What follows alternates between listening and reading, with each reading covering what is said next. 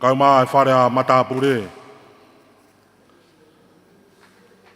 E whatap ki e whai whikau pure wahenga longolongo. Kauma e kau tangata ik whai whikau kotoa pē ku tau walolo i hao whangani. Tako whakatapu ki he tangatai whanua pia mo e whewhinei whanua longolongo kotoa pē o tau hōwhia ai holo longolongo i he hoanu. Pia tuku moa ke hao atu ai whakatapu koe ni. Kia teki mō tolu kotoa pē ku mō mea mai. Pia mei he ngalu e a pia mo e o pē. Kai talangata moa he ia te au o whai ki tua mama o atu. Kai ata mo ko ai whai ngā maari e koe ni. E whakahauka atu ai ai polo kalama o e whiawhini. Kau whakawhetai kotoa pē ki he o tua mafi. Koe hui koe whakatu ota mo ui ki tau tolu ki he hoanu. Na kou tui mō mea i kotoa pē. Koe tau kātoa ngaini. Pia mo e koristo ngā, pia mo whunga mana mo ui. Koe hui koe ui whai pia mei. Kau koristo tōku kau maa ai a kololo tonga. Koe hui koe tau mua ngā aue. O ku uhi ngai a ena wiheni i he whiawhi whakakoloa koe ni. Pea kou taritari le rei ki mou tolu. Kotoa pē o mou mea mai he poni. Tuku pē mua ke whakakakato atu a ku whatongia. Ka ki mua ia. O kou whakawhei heni ai tangata ek whai whikau. O sione polota. Ke ne whahoko atu ai tau lotu ka mata. I he whiawhini. Pea tau toki hoko atu. Whai whikau sione polota.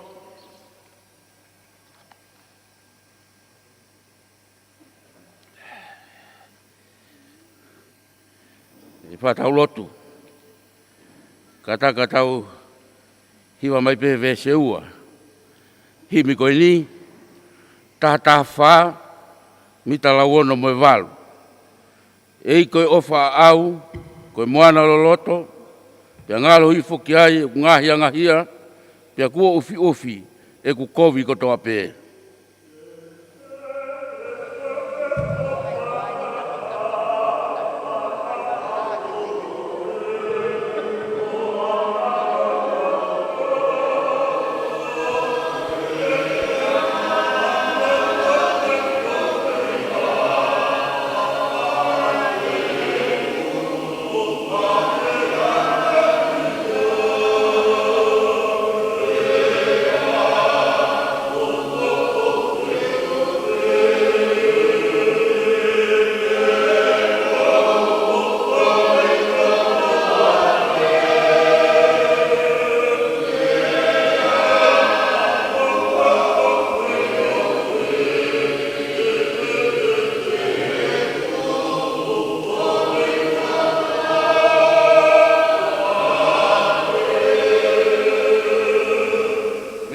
Si, e vai hoku sino, e vai mo loto, e pou he taulani hoku lau maari e hori, e wongo yo ilo ai ofata ngata.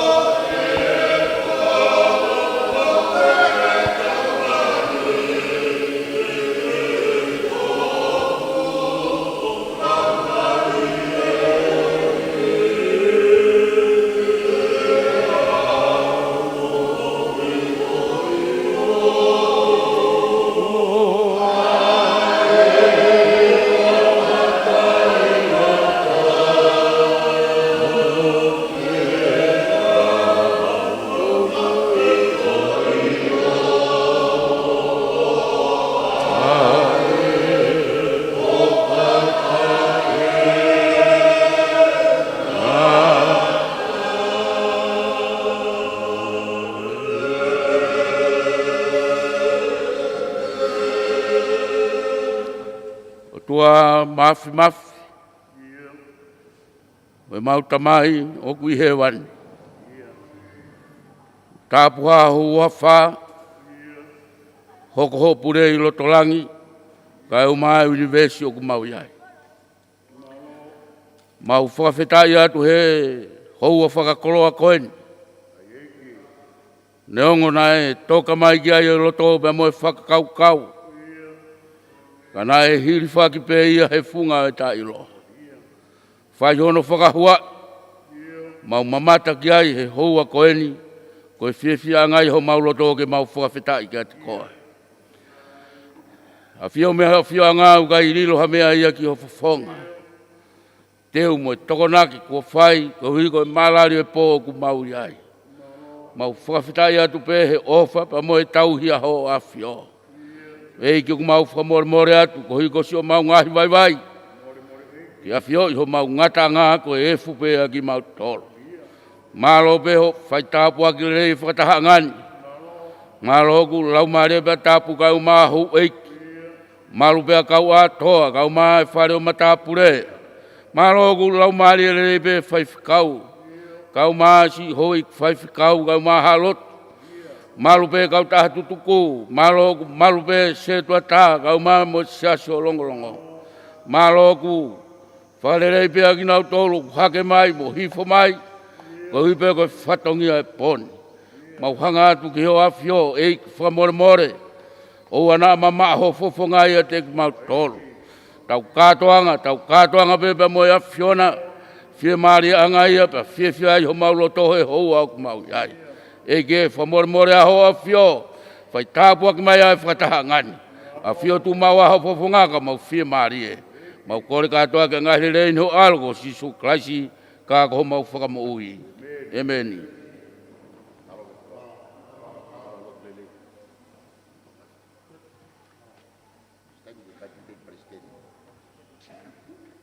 Malo, o whamalo ki he tatai whaifkau, sone polota, ko hui ko e whahoko ai lotu lelei, ko tau kamataki, ai polo kalama o e whiawhinu.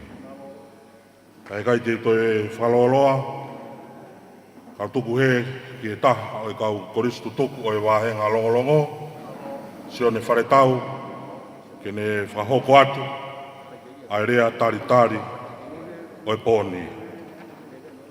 Maro apiti.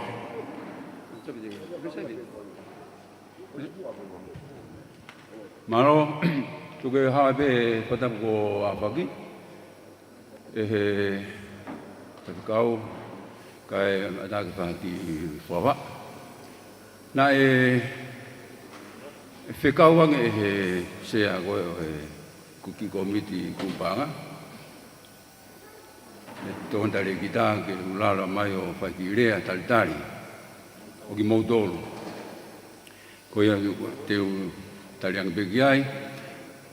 Ko ki rea te whai, ko kurea pe ko unga ko e aho pēnia ke tau whamapopo ki tau tolo. Ka inga. Nā tau lawa tu ki kapetā, tua tā ki langi, wā loloa pa pehe moen, pa koe pōni, o tau to e whoki mai peki eni. Ko tau het ko ta eni, ke whakamaapopo ki tau tolu. Ka whamaapopo ki tau tolu, o kui kai koe pa angāpe. Pana moe pang he tai minia ko si fuhulu anoa. Ka whakamaapopo ko tau loto, e poni. Te ria, na ia e fwoi maa ia, a ki whamiri, na e kai ke naulala. Ma, ko hunga ko ki tāna ki pāanga koe ni. Pe hange ki tō ke hei whine e ki mo i tangata e ki. Koe ka pau ke ha mea pe, koe pōe, pa mabopu ki tau tō. O siange koe ni, tau nofo merino, tau whio whaki, pe tau whia i e koe ni. Koe mea mahu i ngāi. Koe ka no koe lau mai pe pāanga i me hope, koe ka no koe i. Kai laku mai pe ke laku. Kai laku lelei mai pe, o e ke me whamiri. Ai, ko tali lelei ki mautoro ke pōni. Pehe ke kau da atoa pa pehe ke tani whapi kau. Pehe ke le polo mene fui patuni ko e. pe mo ko ta i ono ko to ko me whangango le olahi koen tau alwe ea wa e maa wa alfitu po ni lima pa peke tanta tiu chei koe a mama ni fuli pe pa maa loa pitu ko e honi pe ia tau whai pe tau ngā ue mea ko toa pena tukunga tā maki whatoka maari he pōne ko mea pe ko urea ki hoki ka inga i wā lolo mahu inga e tau nofo pe o whaaki tau nofo merino pe tau fiefia ko mea ai ko whamu ki a fuia ko toa ai a longolongo tua takilangi ka peheki ka peta ye pon tadale le motor ma va fie pon ma lo bi Alo mo ko pas pa mai de ataritari e fia fin pero tu tokau ko to pe i e famalo ko hui ko lot le dei tataka ki kamatanga e fia fin ai kai tu to e falo lo ko ko ki DJ omi be ha tau fas ya whanofo mai rewa ai taulunga whakaawa o ngā o anga o e fia fini hange koia ko mō mea i kainga wahe foki ai wahe ngā longolongo ke ngāhi tori ke whā ai a ko tua tākilangi wāloloa ka petā pia mo longolongoni ka koe taulunga whakaawa o e fia fini whakahoko atua e hou e ki tapu mana ia tui hangana kau maa e kau koris tutuku kotoa pe kami tua tākilangi kore atu teu marewa ai talunga whakahawa o ngā weanga o e fia fini malo apita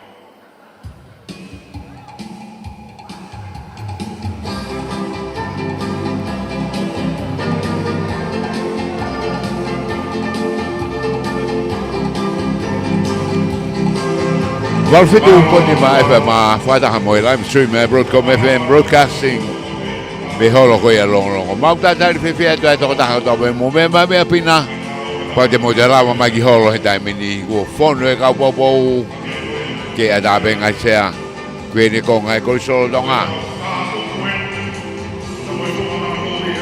Mau e kau whiwhini koe e me te piri u lau ki ai ngai o wha. Kau mau tātari whiwhia ki mo tolu alo mari e boni wa mai ko te tau whiwhia hange me poko ia holo ia Oia hoi ni na tau o e sesu chana o longo poto he lau kau Aia e tau ofa mau mau ado ai ke whonga mana mau e tata Ka le moi pai tau anga nā ne whai Ka maa e kau horomo Kau maa e kau wakarolo tonga Ka munau lolo tonga Ako e korisi tonga Ka mo whonga mana mau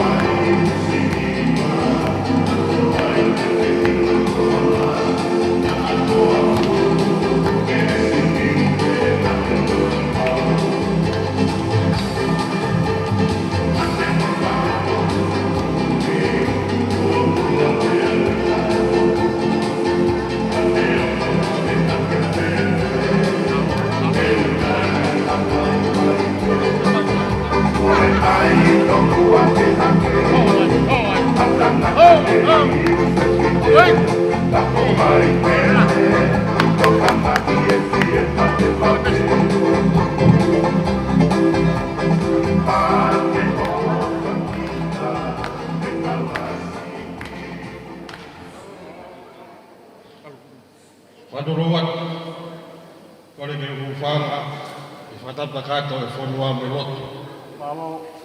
Kaita me motuani, ka senga marieni. Ie whiawhini ku whiawhia mauroto, e maukau he lau. A ki kolo tai roa, e mui le lenga koe ko tua tākirani.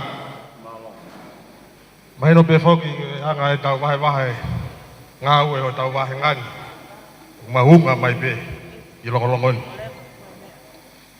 Pea ku pehe pe ai whiawhini.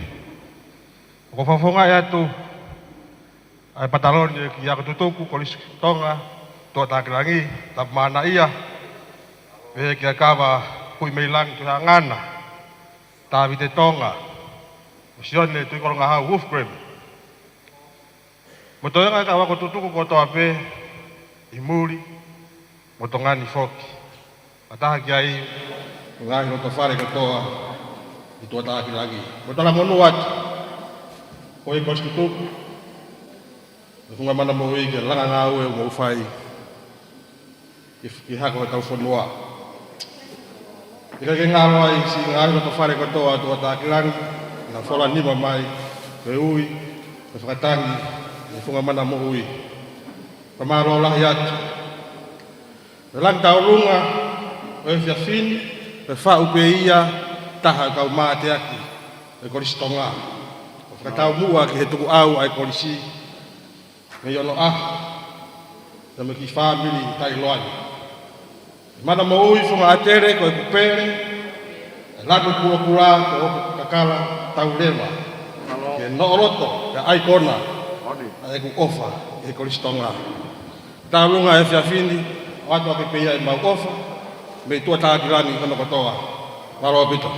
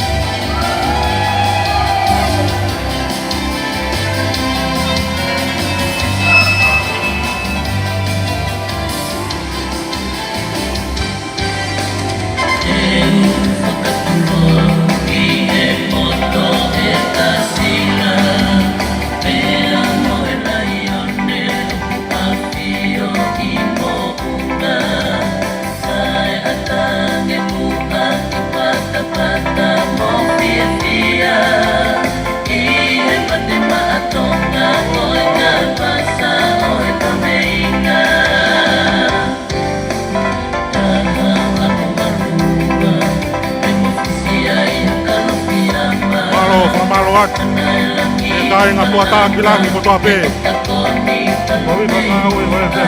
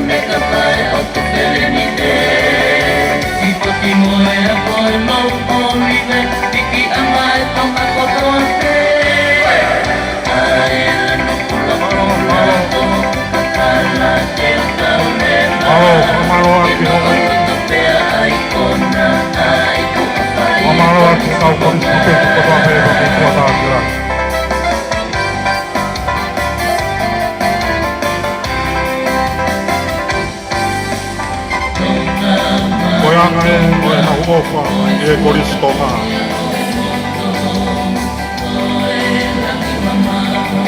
Foa ke mea ko toa pēku nā ma e whakalangi aki ai ui o kwhai ka mei mana mau Māri e la Māri e tauolonga Mālo e wharapare Mālo e ofa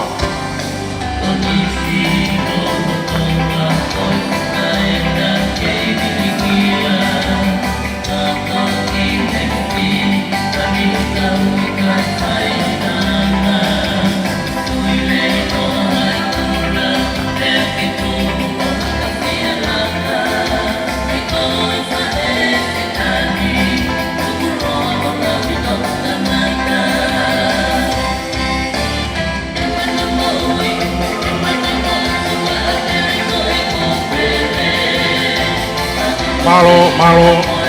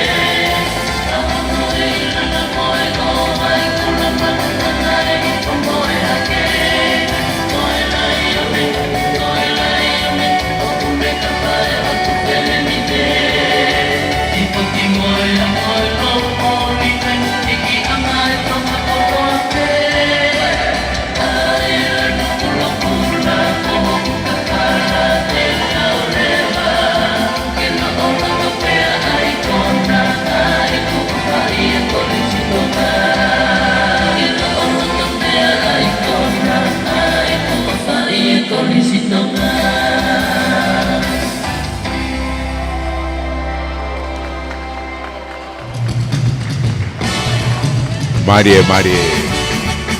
Tota Glangia. Pau Bernardo, por favor. Diego Tonga. Pau Bernardo, Taluma, Pavaya Boni. Alright, Commodore Kimuri, apa sila po natin sene. Tega, Dr. Ana Kawola, Kishapan. Dagar bebek mo daw mo pa mamimuri na. Hindi pa mo dahil Boni.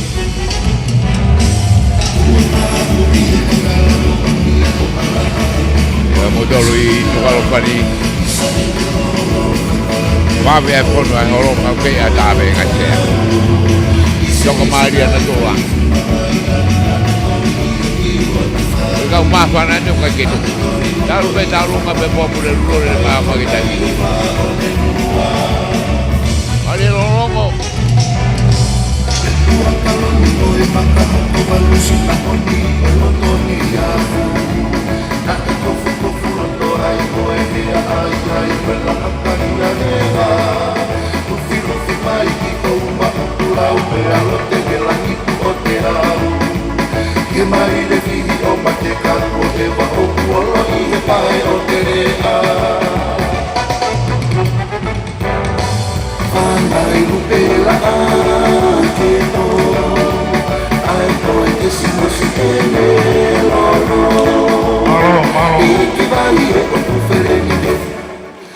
Miri e tonga kotoa ke Mukula umea he hifo moe ake Lolo miri e kakalala mea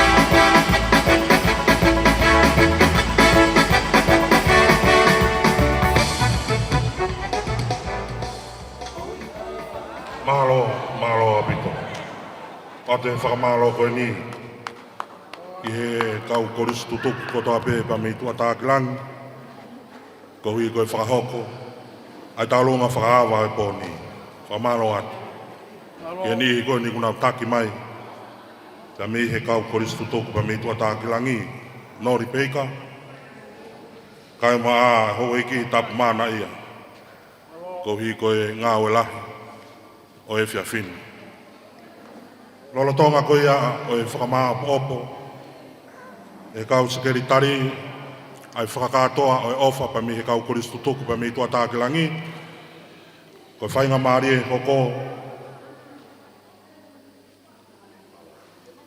ko e kau koristu tuku ia pa mi wāloloa ko re atu ki e tā mea o mbeha a tau whasi ko kore ki he taki o e koristo toku pa mei wāloloa hiri pe ko ia ko mou whainga maari e rewai. O ku kei a tāpe ai ofa ke whainga anga e pōni o tatau pe a ki mou tolo mea mai pa mei heo pe ka mo ki mou tolo o tau i loto heni i e holo longolongo. O ku kei a tāpe ai ngahi tau olunga ke whakahoko mai. Ka kōkore atu ka tiki mautolo, koe ngāwe anga o e whiawhinu, hei kai ke loloa ia. Toi pē ngahi tau lunga lalahi, e tolo, ka koe ne whakamāpo o poia o e tau ngāwe i hei whiawhinu. Ko whakamālo atu ka tiki mautolo ko toa pē. O ko mōmia mai, ka tau pē he ngālu ea pa moe o pē, ko hui koe ngāwe anga. O e whiawhini. Whainga maari e hoko, o angea pa maa e kau koristu tuku kotoa pē, ka mi wāloloa, kori ke tā mea, o mi pēha tau whasi, whanofnofua ke tā lunga, o e whiawhini. Māloa bitu. Me hau wichana na ko ia longlongo pothe lau kau. Lawa tau tō tākilangi, wāloloa hoko mai. E no we boni motor ho mo me mai ngaluea ve mo ope Whenga mai, ke tau kawe whiwhia ko ia pōni. Ke ia tāpe whoki, whakatatau ke he pōtanoa pa mo MC ane nai ange. Ke ia tāpe ai tālunga mā whanai ia. Ka koe tuka tu pena e, kongo lahe polo mā mo e mai. Mau tātari whiwhia ki mo tolu.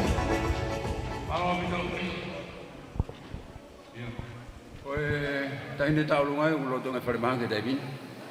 Pea ka wea tahini taulunga tau ku whetongi behe taimin be. Ki tamsiko sinoto ho ia.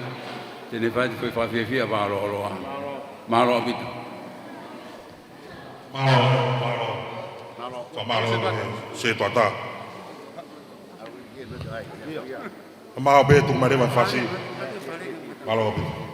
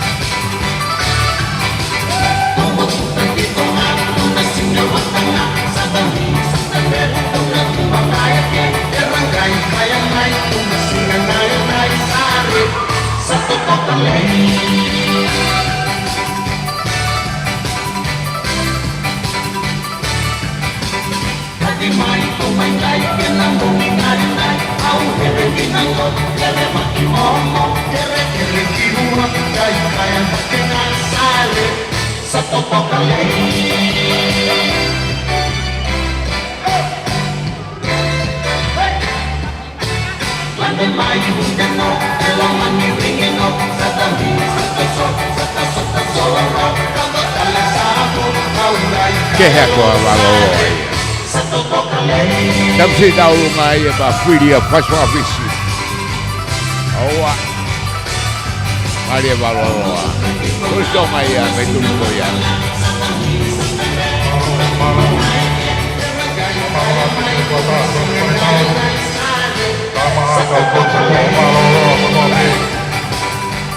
Kohi koe tahoko. O whakakato a ngā oe o e whiawhini. Māroe ofa, māroe whaku, māroe ri māma.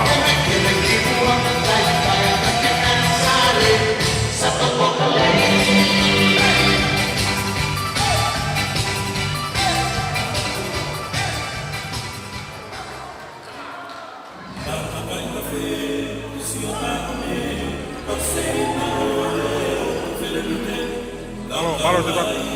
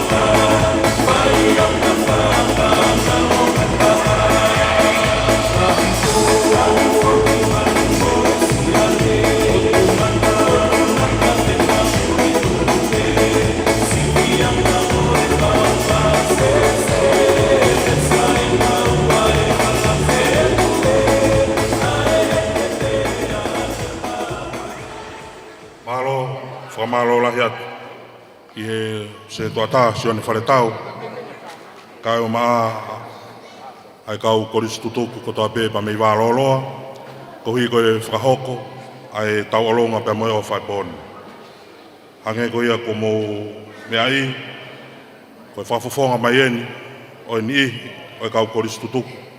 Pa mi wāloloa, o ku kei lau maari e nere iai, ai korismu a ko viriami haunga petelo, ka aku nei he whanua lahi i Amerika. Hei kai ngā tai, kau ki ai pa mo se tuata, ka pehe ka te kinau tolu ko toa pe, ai kau koristu toku, ka mei wāloloa.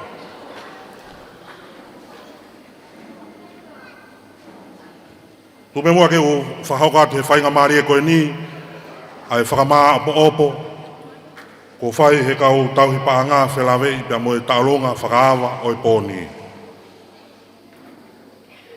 Ko taulonga whakaawa e pōni hange koe ko mōmia i, ne whahauko ia e hou e ki tapu mana ia, pia mo e kau koristu toku ko toa be pa me tua tākilangi. Ko e whakakatoa e ofa, ko nau whakahoko i he pōni, Whiunga ia pa mo e paanga e walumano, ono nge au whango wholo mātaha, se ni te whipunoa. Walumano, ono nge au whango wholo mātaha, se ni te whipunoa. Whamalo atu, malo e ofa, malo e tokoni, malo e ripaanga. Omi hatau whasi.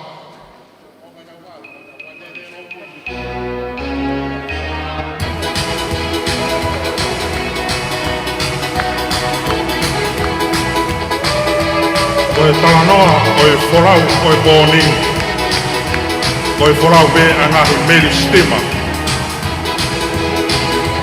Nā kurea he kamataa ngā. O kurea ake taimi. O kurau kāwaia e wahe ngā longolongo.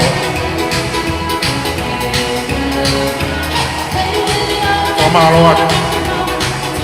atu, tua tākilangi. Ko e hui, ko e ofa lahi, ko mō whakahoko. He whiawhini. Whai e manatu e kau koristu toku. O nau tō tau.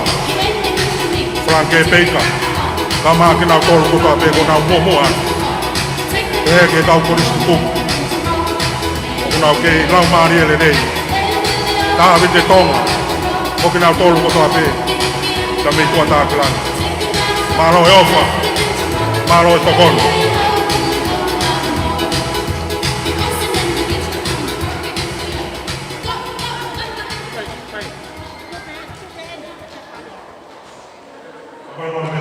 Whahauka te ki whatongia ko enu. Ka mei he korisku in sālo te. Whahauka tuia he kapteni o tahiwa anonima. Tue ki ai, whakarata. Kore peke mahu whanga ngai whatapo suna whaki. Ka tāma ke whaia mau ki whatongia ko enu. Ko mau teke peke langi lau whawhetai ke e ki hano whakalau maari e kau koristu tuku. O e funga mana mo ui. Ai api ako mau ofa ai. Whamare pehe huhala koe ni, koe ke te whahata alunga ko ose mani ia.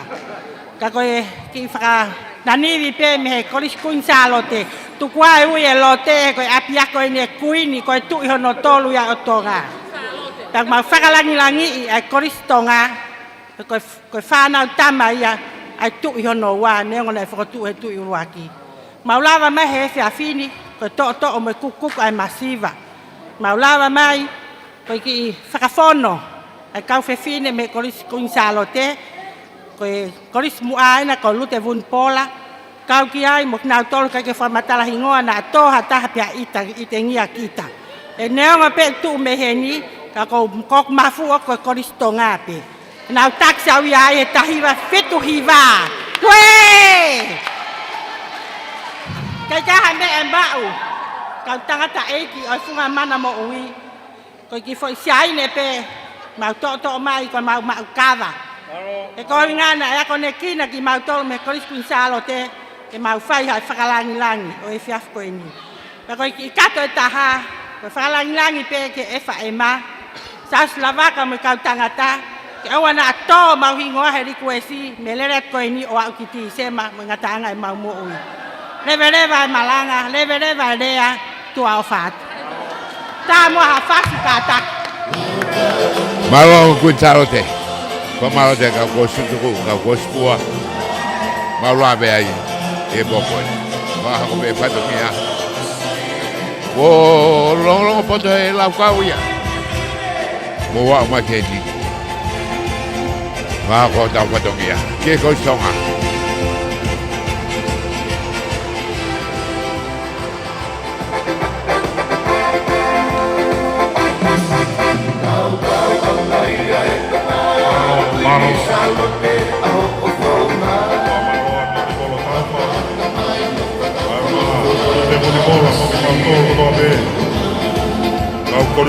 Korisi Gonzalote, doi ko whakalangi mo whai he whiawhini.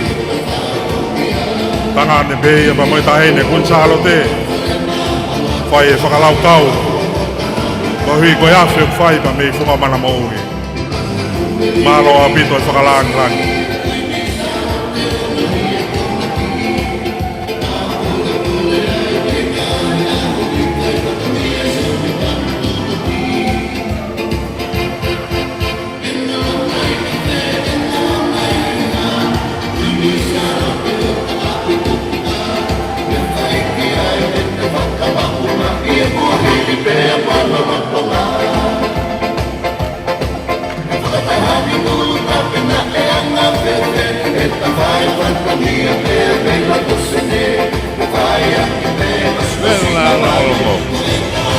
Ada pe fa malo ke ka kostuku na wale rei na wai va he boni.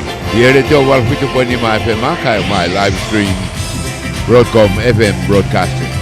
Malo apito ma ofla he tu. Hoko te fifia. Holo we siriana. Long apote la kau. Malo to bon. Ire nga yo ka mai tau ronga pa ni te tau hopa turewa. Te tau ronga pa mi he turiki ka te tā. Taki te me ia e sone polota. Kai malaka iu, ka mokina tolu ko toa peo tau ki ai.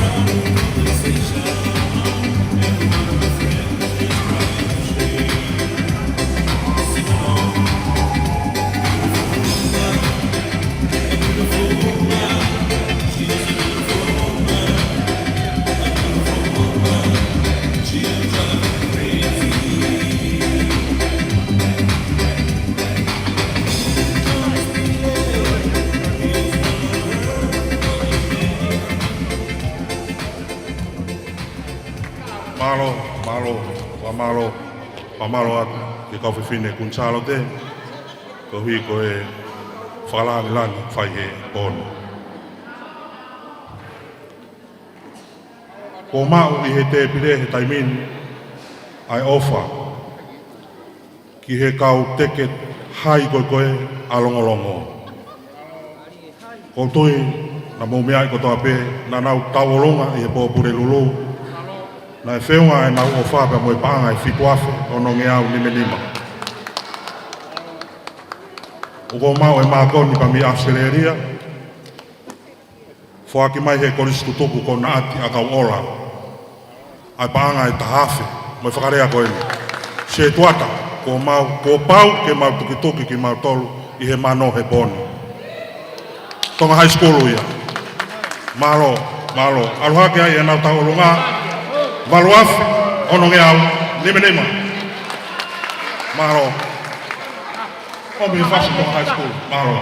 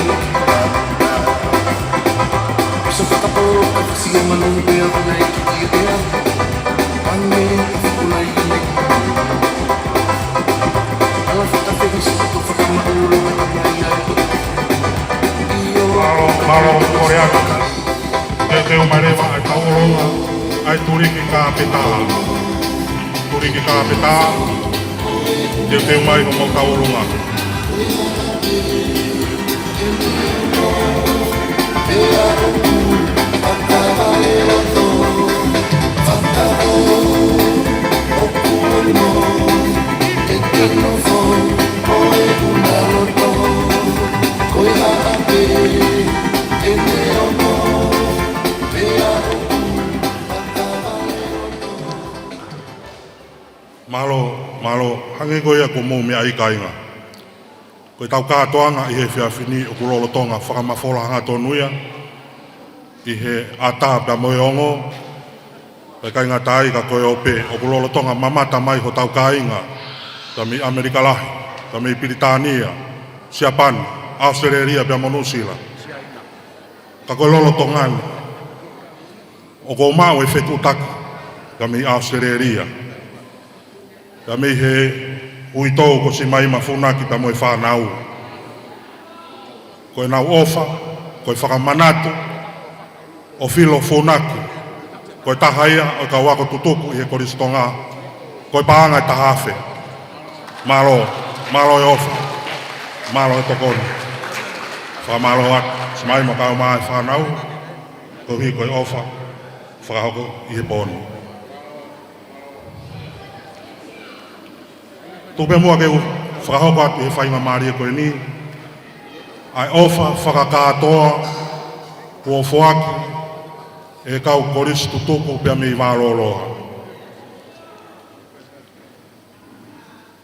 Ko se tuata sione wharetau ka mai toinga kau korisi tutuku. Kau mai korisi mua kune kei lau maria le rei pia mi Amerika ko vria mi haunga petero. Whiunga whakakātoa ai ofa ko nau whoaki i he pōni. Ia moe paanga e nima mano, nima afe, maa hiwa noa se ni te hongo fulu. Nima mano, nima afe, maa hiwa noa se ni te hongo fulu. Whamalola hiat. Ke se tuataka o maa e toinga, o kina tolu kutoa pe kau korisi tutuku. Ia mi wāroloa, koe hui, koe ofa ko mo whakahoko he whiawhini. Ko rolotonga ko ia e tau taritari ki he tau holonga. Ai turi ki ka peta. O ko mao hena e ofa. Ka mei he paresteni. O e kalapu longolongo poto he lau kau. Ia koe whakarea au peheni. Se tuata. Ko ki kamata pehena. Ka ko rolotonga mamata mai. Ai kalapu longolongo poto he lau kau pia me New Zealand. Ka uma kalap toa ko mafu be mi asereria. Ko ki nau tolu te nau toki whakakato ai mau tau olunga. Ka ko i tola pena e ono ngeau. Ke kamata ake ai mau tau olunga i he fiafini. Whamalola hiat ke paresteni ka oma e toenga kau mimi pakatoa pe. Kalap longolongo poto he lau kau. Ko hui koe whaki ko mawhai i he fiafini. Kore atu, ke tā mea, omi ha tau whas, whakanofinofa ke tau olonga, ai turiki kāpeta ki he whiawhini. Māroa bitu. Koe taki pa me kāpeta, sione polota, ka maa ke nau tōlu kotoa me, o ke kau ki ai. Whai whekau sione polota.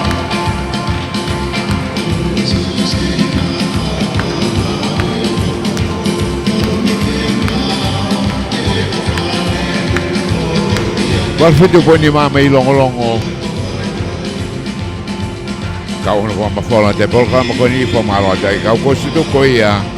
Ina unga le ka ta kwa fata ko ia e boni. Fo malo fo ki ke motor me muri na ko ka mai e polka ko ni. O fala he ka unga pedelo sinia. Unga pedelo la ki Amerika. O fala he. Vege ngai to ko to mau ka wa te be no fo malo ia. Aku whahoa te MC. Koe pōni whoki kono whatata hai mai ia ngai satellite ko ia longolongo. Lawa tō tākilangi. Lawa atu bea mō waloloa. Tari eni ki hoko. Kau kei ata bea mawhana. E tā toko ni whana waka lolo tonga ni nau i olunga be. Tata le fefia kau fefine.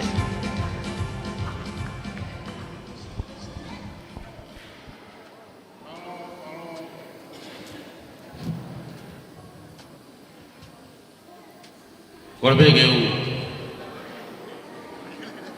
u whangatu whakatapu.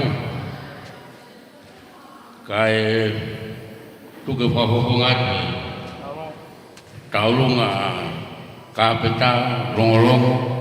Hele moka mo katoa pe. Koe mau taulunga e whai a pe kau whiwhini, ka peta whawhawhonga atu e mau taulunga e pōni. Pea ku ia mea maarielu na e ilo i he tau whenga paanga koe. Tuk mahino ai ko kolo ako alomolongo. Tahi wa tolua, tahi wa tolu, kaptenia so saya makau whaki. Ya hao lai tahi wa tolu wha, tahi wa tolu nima, tahi wa tolu ono, kaptenia Nicolas Fonua, me kapeta. Ya kutau fefia he pon, ya ngahi lawa mea ko yau, kailunga ya alomolongo. Ya koe mau taulunga ko he poni, Whamanatu akia si kau tangatai kau polis mua kuna mua tu whanonganga. O amini asiki kure o whanua koe taksi tahi wa tolu nima, tahi wa tolu ono fuafua kure a koia he polis tonga tahi wa nima. Pea moe tangata ko Moses sen Buliman koe tiutai he polis tonga.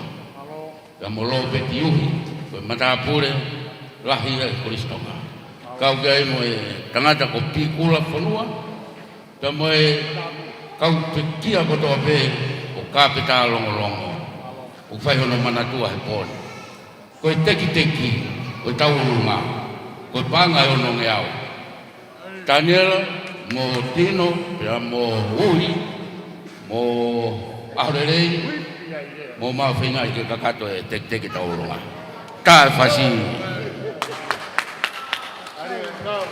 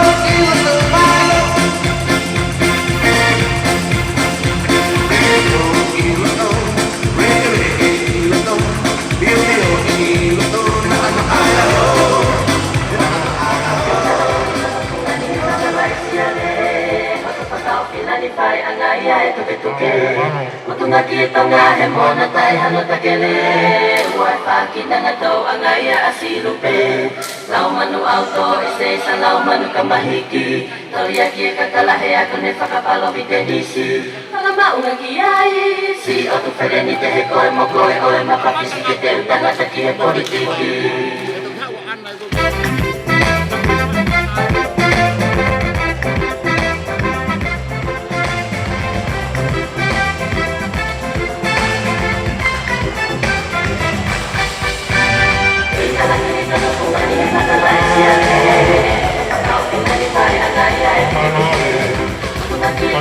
Siona kolota. Kama agena tolu ko to be. Kau koris tu. Kami ka peta. Koi ofa. Kamo pakalang lang ni mo fai. Ke tangi koi ni fai ba mi mana mo. Marola. Marola.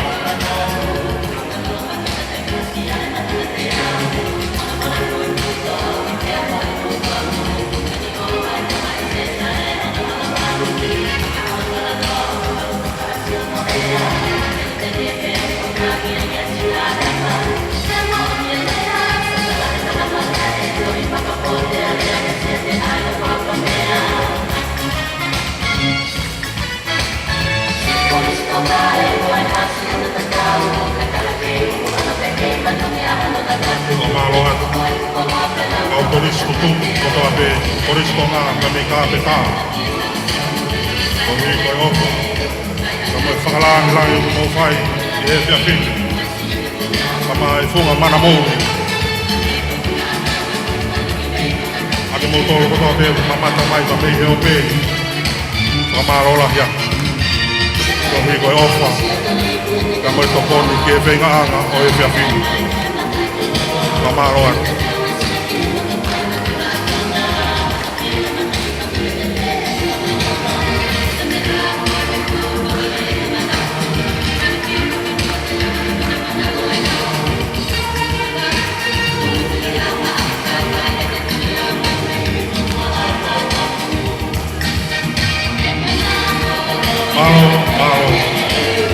Mari lah, maro tahu lu. Maro siapa?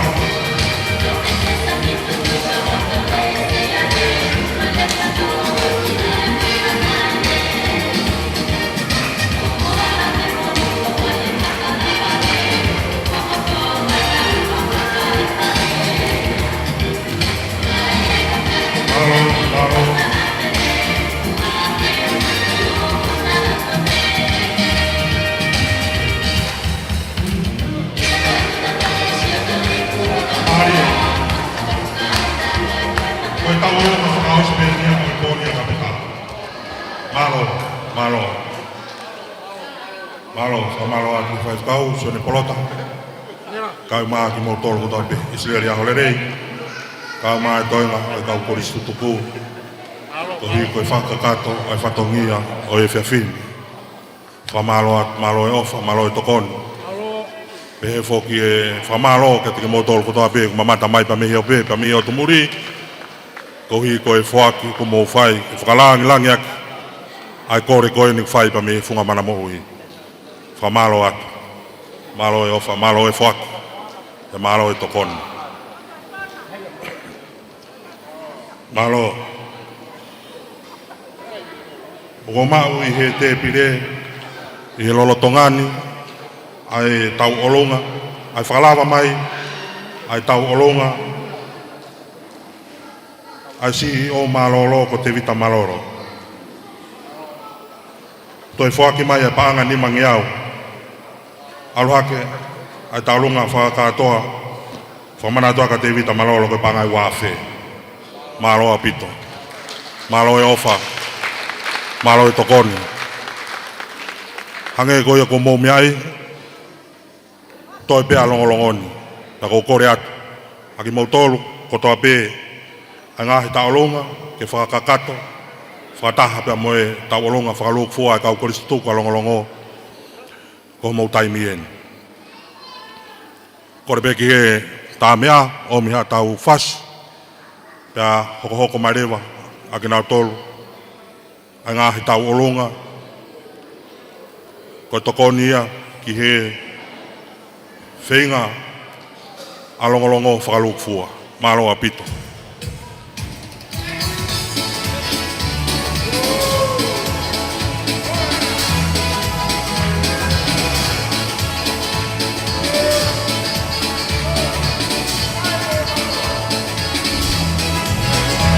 Walhutu koe ni mai ya, mau kau kata hatu. Moe whenga banga koe ni, holo wisiriana olong-olongo potalau kau. Toi taulunga olong-olongo, pe e whalea, ke ia ngai taulunga na tuahu kimo kau, pe whalava, pe whalahi, ke whainga mari e tane. Tau dari pipia, tonga toa. Live stream at Broadcom FM Broadcasting, te vego ke walhutu koe ni mai pema.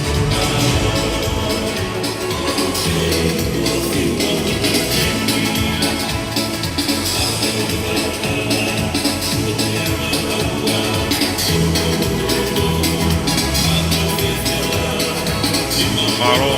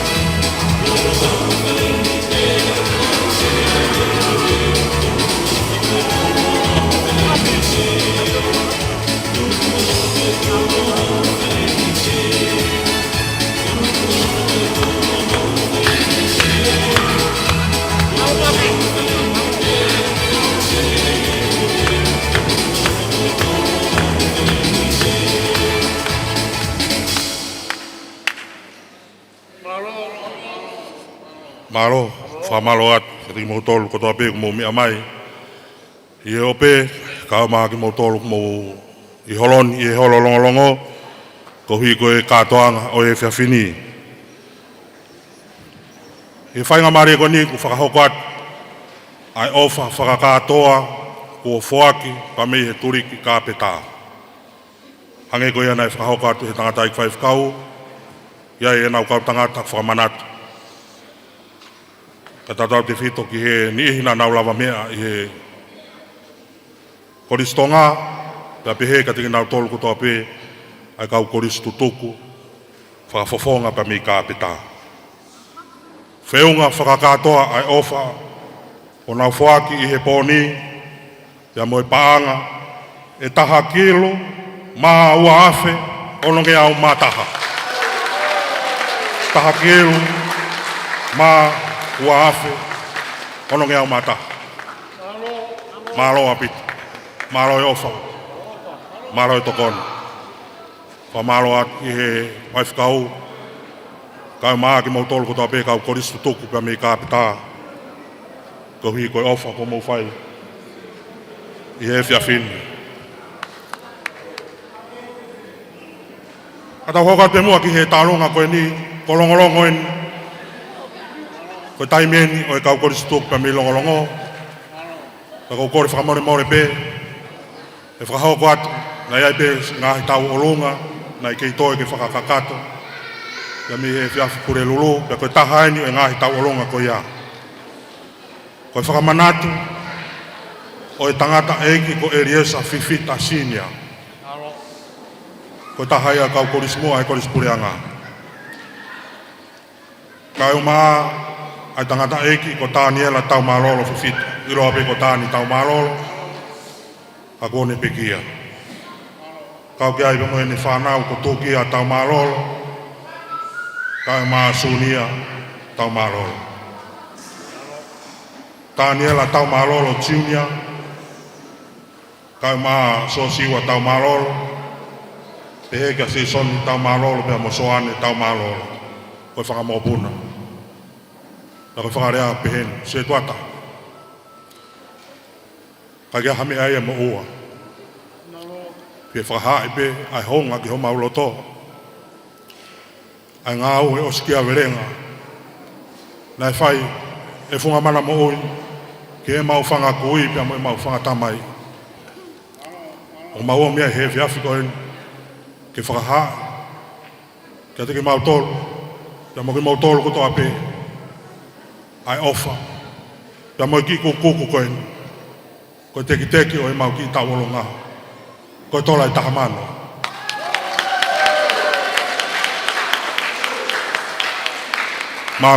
Malo. Kore atu. Taho tau fas. Whakaho kore wa tau longa koe. Pamalo ora.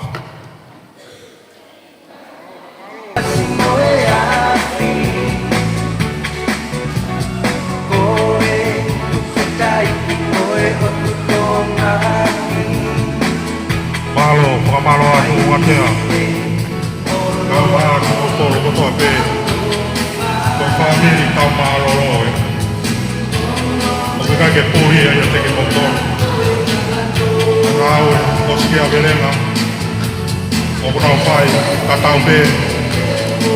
I e koro ka koe siasi. Ka malo lahia. Ofa ka moe whakalaan lani. O mo whai he moro.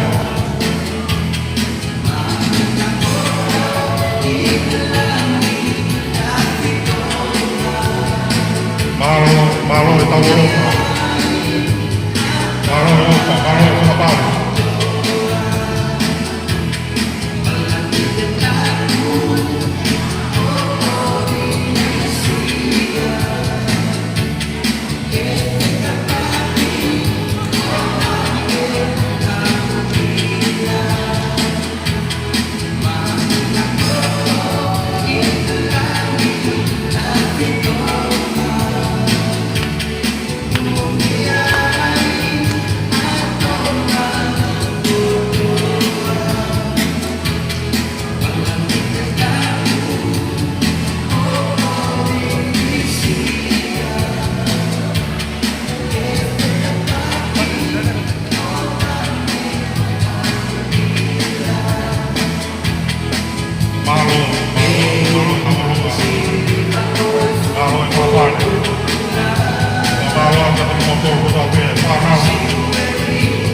Tau malo lo ke o kumuri.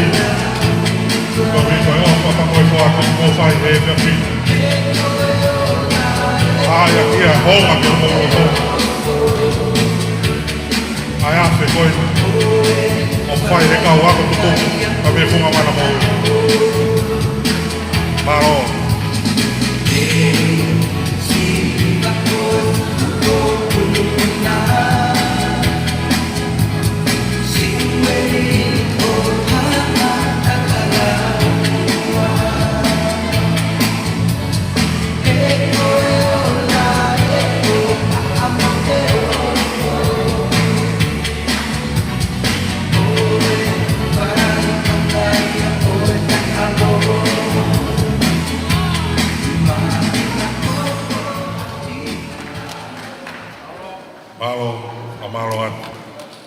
Malo at e family tau malolo. Ko hui ko e ofa ko ia ko mo whahoko i he whawhini. Malo la i he whaku. Ko hui ko e ofa ki whunga mana mauri. Malo apita.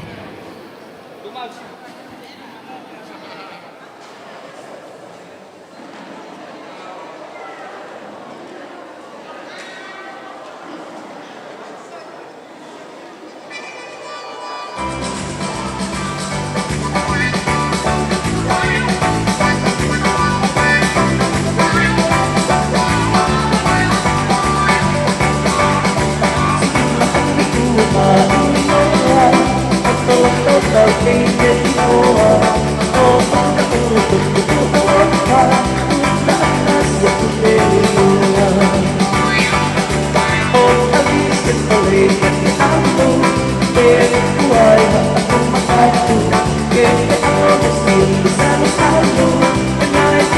ko'y nalilihat ko Ito ko daw sa maluwati-ati Ang manakot ko ang pelakuan Paglawan, lamay rin Pagpapag ko ay kalilihin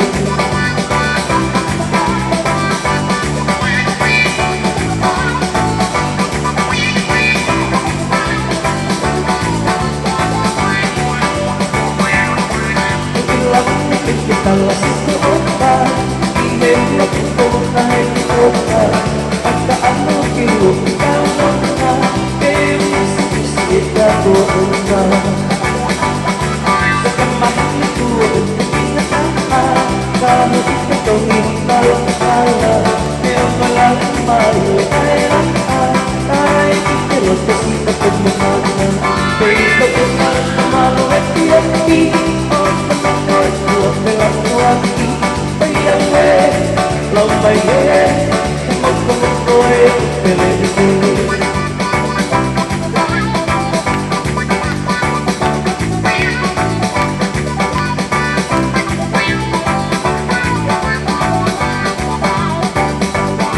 Sige matiku ating paglaw, pagtawag-tataw kay Pagkuha, ito ang naungatog ko ang pa.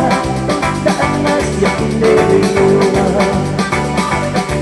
O tamis at tuloy kakiano Pero buhay at kumakato Kaya awis dito sa talo Panae kutukoy tali kaliyan ko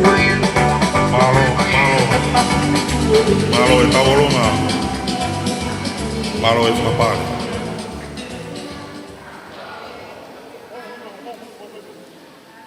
Malo, whakamalo lahi atu. Kau whewhine, ko wiko e whakawewela e whewhine. O ko mau i he te pire i he lolotongani. Ta mai ofa koe ni pa mi he korisi tutuku. Ko sāresi maire. Ko e pāngai wafe. Malo e ofa. Malo e tokoni.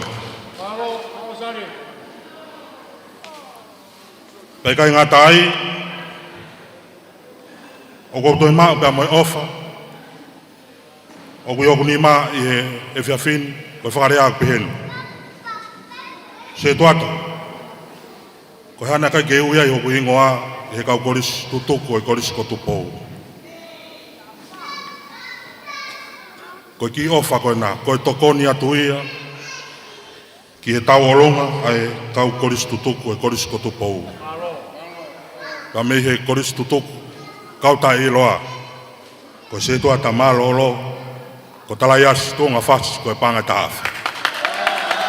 Malo, malo e ofa, malo e tokona. Tai mai prei whia puru. Malo. Prei whia puru. Opo kei ngā tāpe, kumahai. Kama kutsaro. Koe tau kononga atu kātono e mea whia.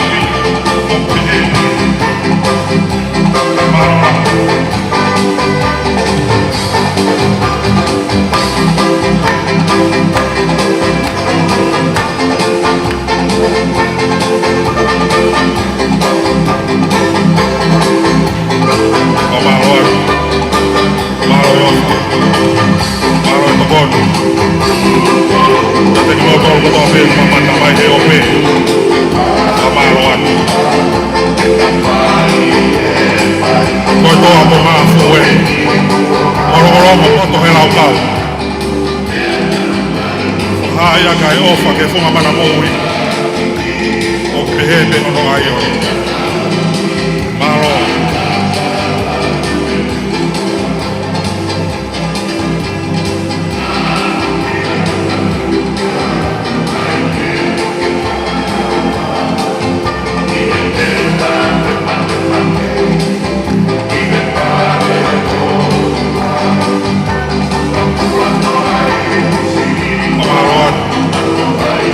Korisi tutuku, korisi kotukou, kotoa me.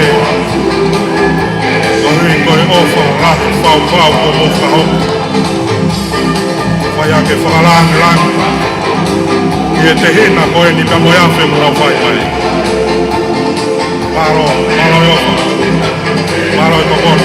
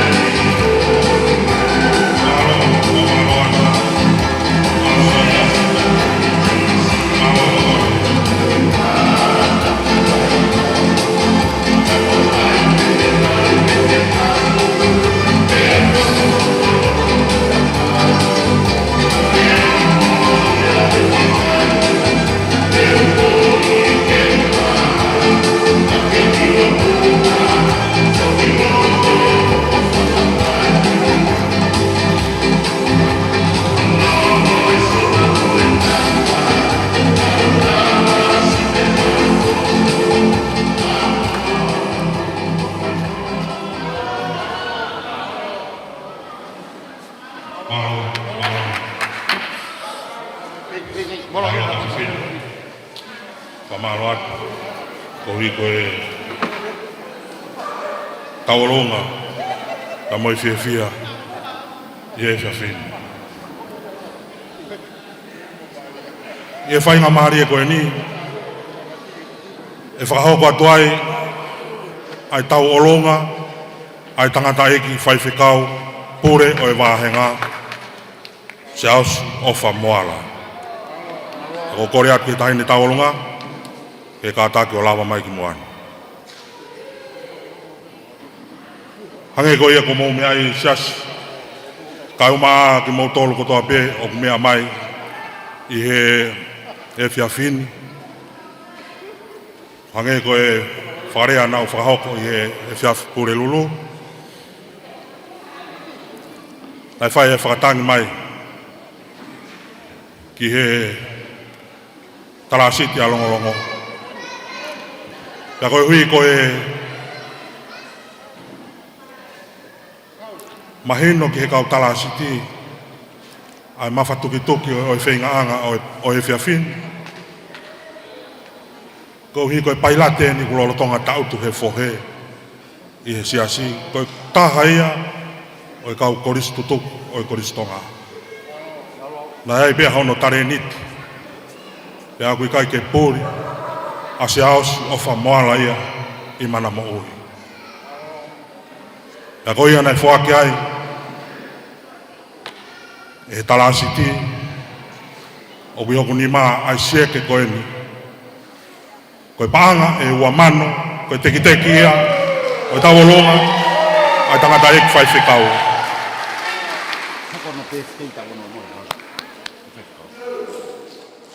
Kore atu ke tahini taolunga,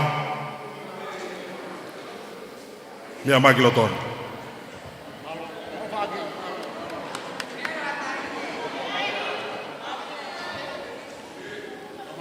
O kumari e foku, ai ngawe anga e poni. He kuhoko totonu i he ahoni, ai tau ono ngo fulu maa ono, o i tangata iki whaiwhikau. Ko kore atu, kia teki mau tolu kotoa pe. Si aswe siriana, ko tau taimien. Ilo to katoa, ai kau malanga, ai kau wakonaki. Moki mau tolu kotoa pe. Ngahe turi ki e wha, ko tau taimien.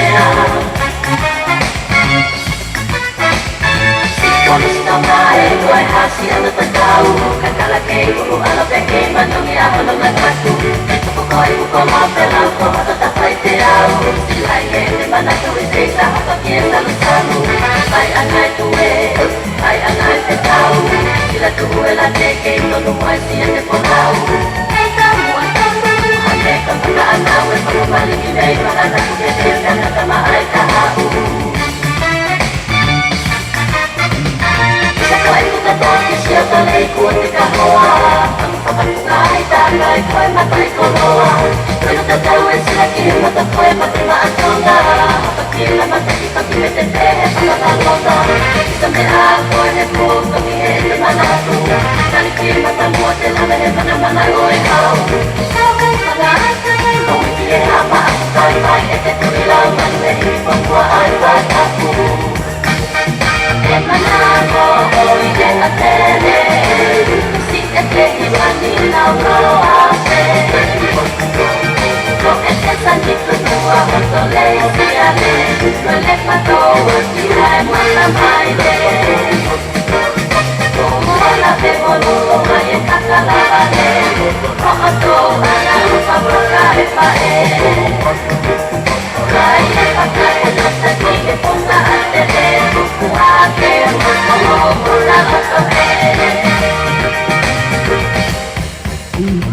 Saka e kuta toki sia to lei kua te ka hoa Ang papatunga ai ta kai koe matai ko loa Koe no te tau e sila ki he mata koe mate ma atonga Kila mata ki toki me te te he paka lota Isa me a koe he po toki he te mana atu Nani ki mata mua te lana he mana mana oe hau Sao kai mana ata kai moe ki e hama aku kai mai e te kuri lau manu e hi pangua ai vai aku E mana ko oi e la tere Si e te hi mani lau roa te Ko e te sani kutua o to lei si a le Ko le pato o ki hai mana mai le Ko mola pe monu mai e kakalava le Ko o to ana upa proka e pa e Kai e paka e nota ki e ponga ate le Kua ke moko o mola o to te E mana ko oi e a tere Si e te hi mani lau roa te Ko e te sani kutua o to lei si a le Ko le pato o ki hai mana mai le Ko mola pe monu mai e kakalava le Ko o to ana upa proka e pa e Kai e paka e nota ki e ponga ate le Kua ke moko o mola o to e Mea te aua mea, mea o mea ona ke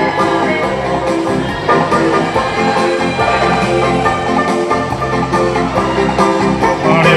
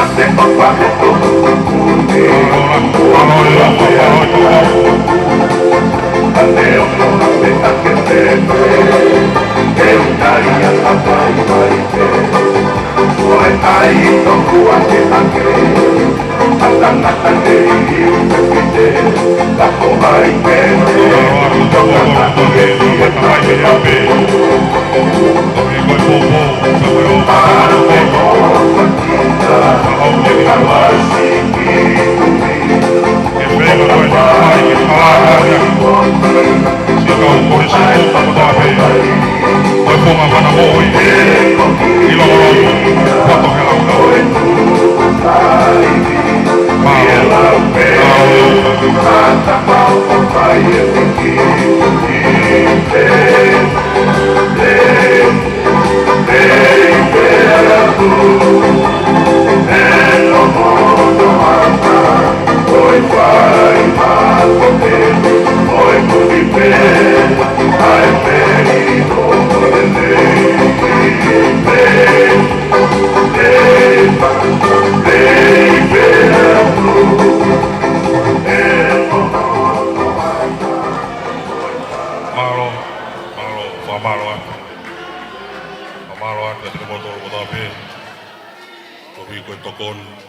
Ofa pa moi fuak mo fai pa mai talunga ko ni tangata ik 5 kau ube mo ke ufa ho ka ki me ko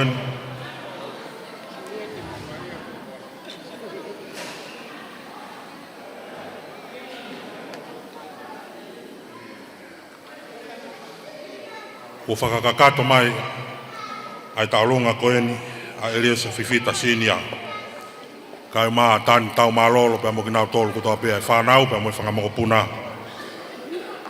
arohake whakakatoa e nau tau olunga i he whiawhin whiunga pe mo paanga e tahamano tahawhe maa taha hiwa malo at ka tiki mo tolu ko to pe i he ofa pe mo whua i he whiawhin Kore atu ka teki mautolo ko tape longolongon. Toi ai hatau olonga pake whakao ko mai. Na kai. Kore peke tā mea o mea tau whas. Na kone hiri peko ia e whakahoko atu. A e tau taolonga whakaluku fua. E whakahoko ia. E he ofe whine o e sea. O e komiti koris tutuku. Koris tonga. O longolongoni. Malo, kore peki e tāmea, mai tau whas. Alo ana. Ki mua ia pe tātoki hoko. Ki e tālunga, tāpuni o e whiawhin. Malo apito.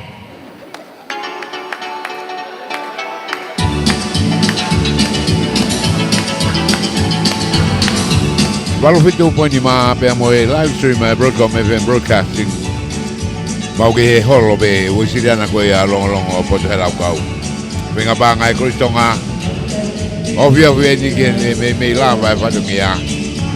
Ke banga mo ova mo to ko ni mai koe. O de mo wa hei. Tau kono wa dabe mo modol.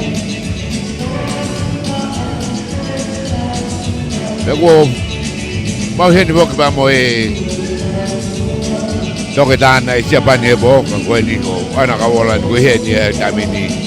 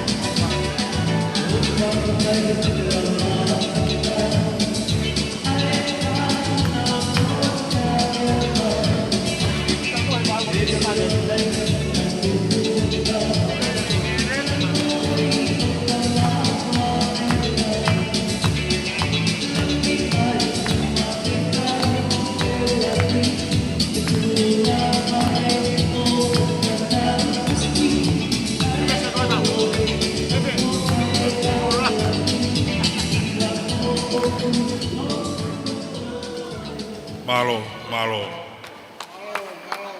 Pamalo at. Panau. Falang pamoe wafia o fiafin. Kimua kita hoko takatolu ya kita alunga tapuni. Webe kimia ko tatala ai fiafin. Oku toi sipe. Ai talunga ko ne tangata ik 5 kau fiafika katoa. Oku korea tau banga da mo sekretari. Oku toe ai bahanga e tahafe tolungeau. Pea kakato ai tau olonga ko nio fika katoa. Ta e fas.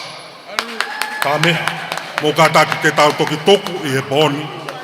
Ka ua ko kakato ai tau olonga e 5 kau. Mo kata ki mai kiloto. Kau maulakanga ko toa pe talasiti. Mo kata ki mai kiloto. Ke tau whaka kakato ai tau olonga ko ni ai tangata i 5 kau. Malo e ofa, malo e tokon. Ta fas.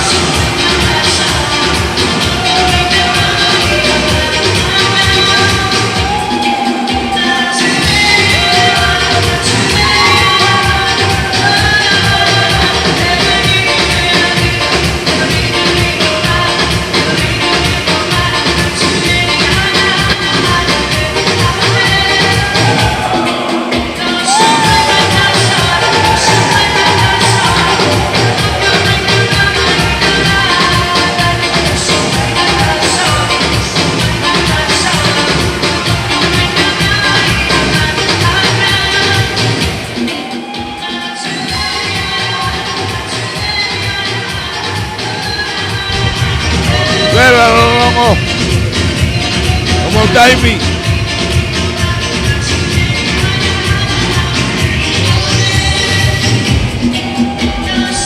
Pero MC que hopo me loto.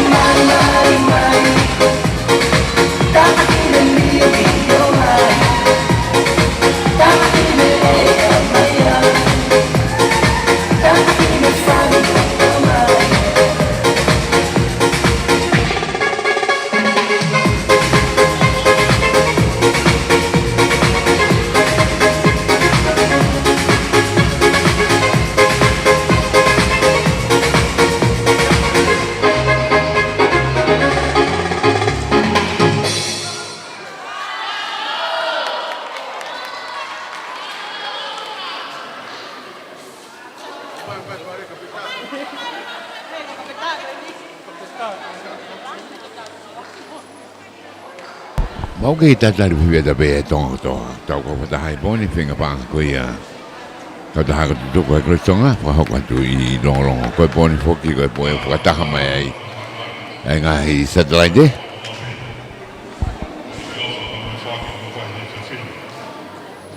Korea ki DJ o pe ta fas. Fato mari ya ki ai ngau ta fai he fin. Ki mo ai pa ta to ki hok at ki ta longa ta puni.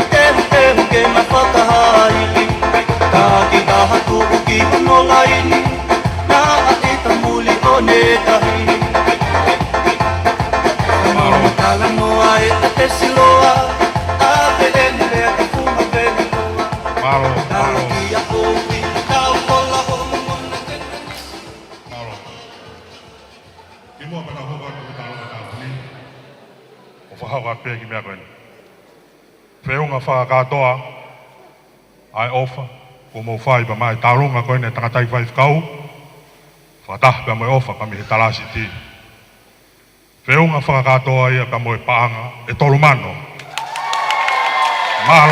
malo e ofa malo e tokon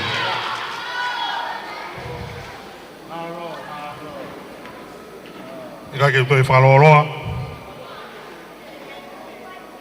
ate ho ko to reo ki talunga tapuni ai ko talunga falo fuaia o ka koris tuto alongolongo ni sai fa ho ko to ya he ofisini be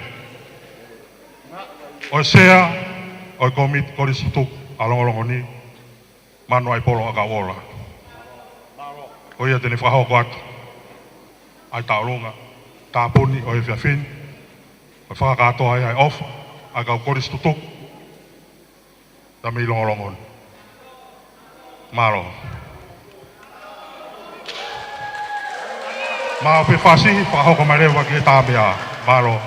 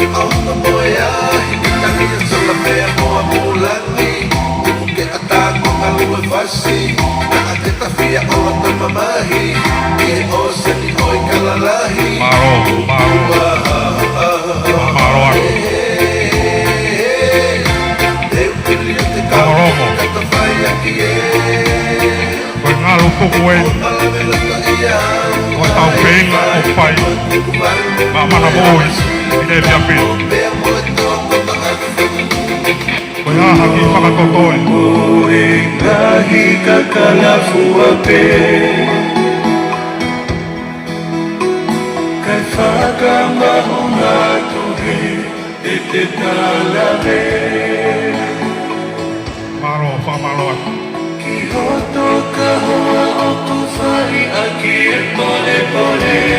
ofa. Malo tokono.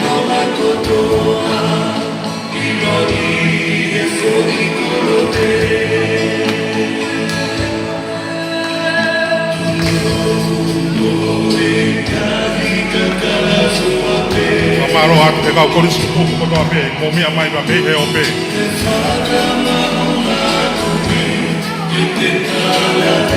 Koi ngalo to kueni.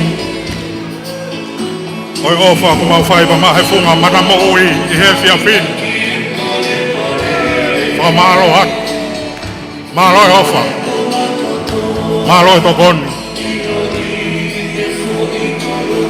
Fa malo at ikaw kulis to ko to ape. Koris koto mo, koris kun salote, ako malo nga tonga, kayo maagi mo tolo koto ape, kumo faye fuak I hefi a fini, kawi ko funga mana mo we, kamo ikawenga kuna wafe mayai, kilongolongo pe amo tama tutolo, mamalo at.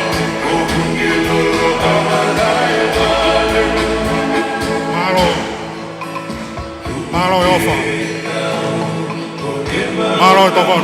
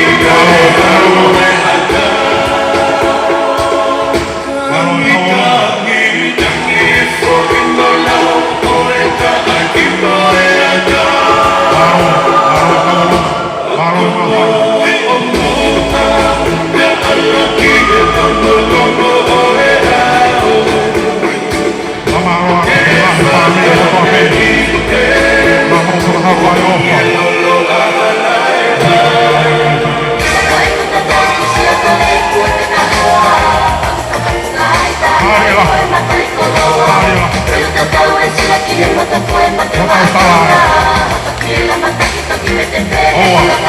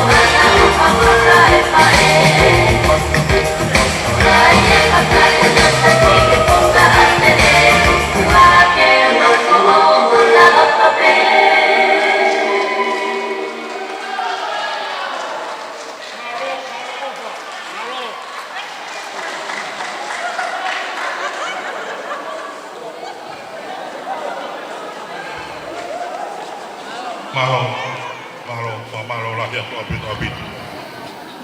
Ke kau koris sutuku koto abe, kau maki mau tol koto abe ngai family. Ko hui ko ofa pa mo fuaki ko mo fai e hefia fini. Ko whakakatoa oi ofa ko mau te pire. Whilawe i pa mo tau olonga, pa mo tokoni pa mo i kau koris tutuku, koris ko tupou. Whiunga whakakatoa pa mo i paanga. E ua mano, ma tolu afe. Malo.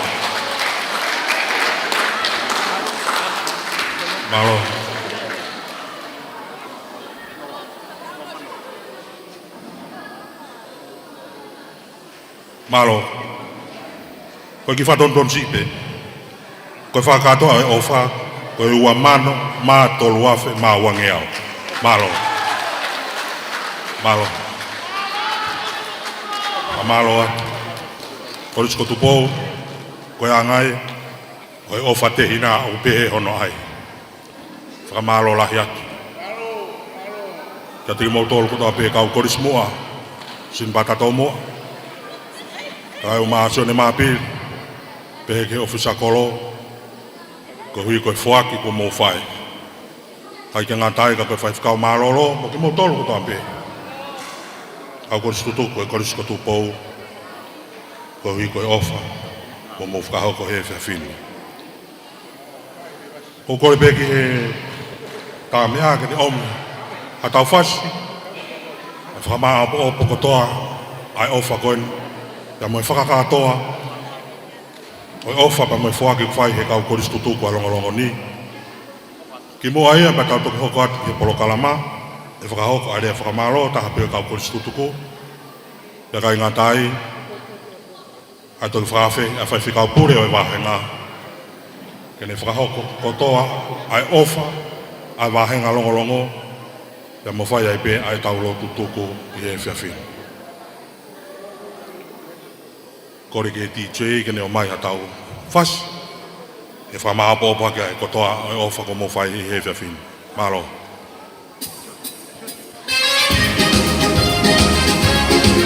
Kouta tonu ai honga furu.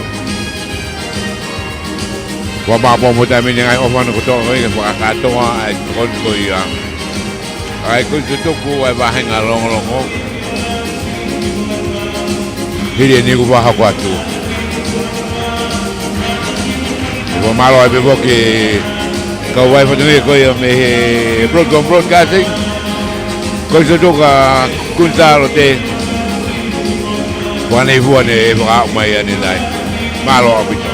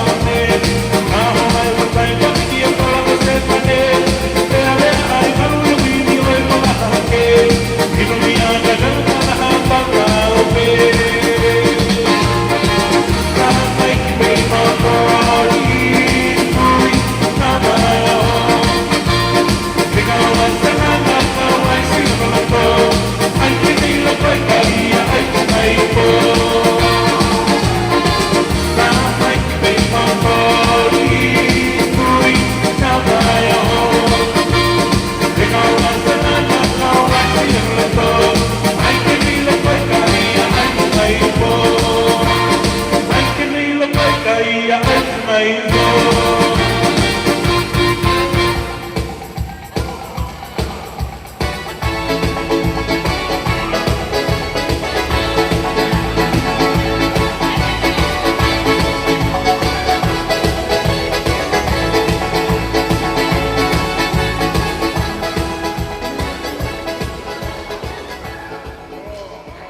Malo, whamalo at kating motor.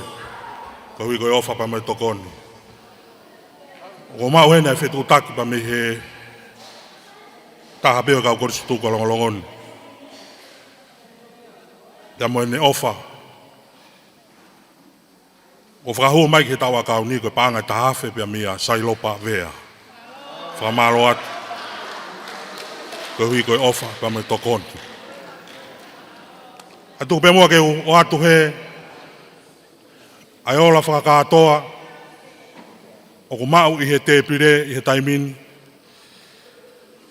Koe ofa ia pa mi he kau korisi tutuku kotoa pe korisi tonga pa mi longolongo ni.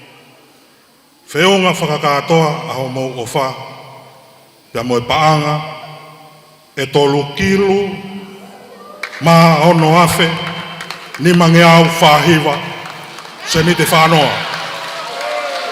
Tolu kilu ma ono afe ni mange au whahiwa se ni te whanoa. Kore atu, tāma he tau whasi. Maro e ofa, maro e tokoni. Ko maro atu ka teki motoru kutoa pē. Ko hui koe ofa ko mo whakahoko i he whakini. Nā purea he kamata ama. Korongorongo poto he lau kaue. Ko taimi o whakalau kauai, ai toa ko maafu. E whiewhia kotoa ai e koro. E whiewhia kotoa ai e tiasini. Ko ki mautolu kotoa pē, whamaro atu. Ke ngai kupu whekawaki kotoa pē pa mei he o tumuri. Ko hui koe whaki ko mau whai i he whiawhini. Whamaro atu.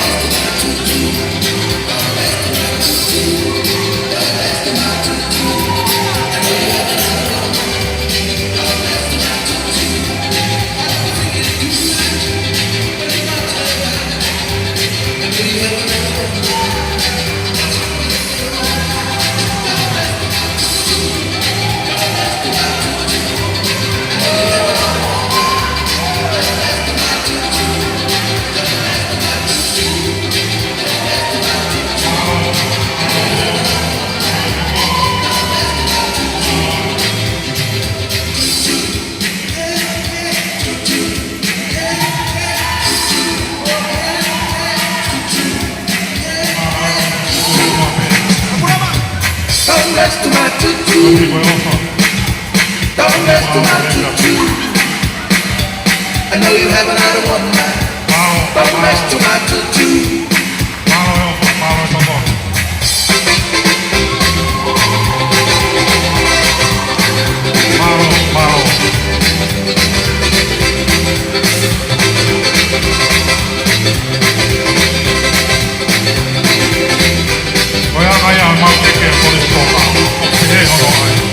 Don't mess to my tutu. I know you haven't had a one night. Don't mess to my tutu. Don't mess to my tutu. Don't mess to my tutu. I know you haven't had a one night. Don't mess to my tutu. When I go to my fresh shoe, and I let you down. You think you got a little fresh shit. Just sweet little tune. My music is too much, but it's not that much. I know you haven't had a one night.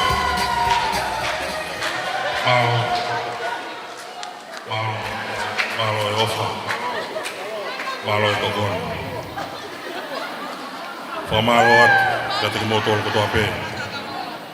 O hui koe whakawhiawhia o e whiawhini.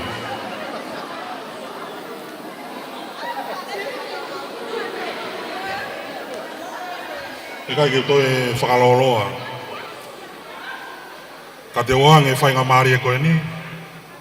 Pa maa sea, o i komiti, koris tutuku, ai wahenga longo-longo whakakatoa. Tokon tare kita ako, manu ai polo akau ola, kene whakahoko atu ai rea whakamalo. Nakahiri ko ia,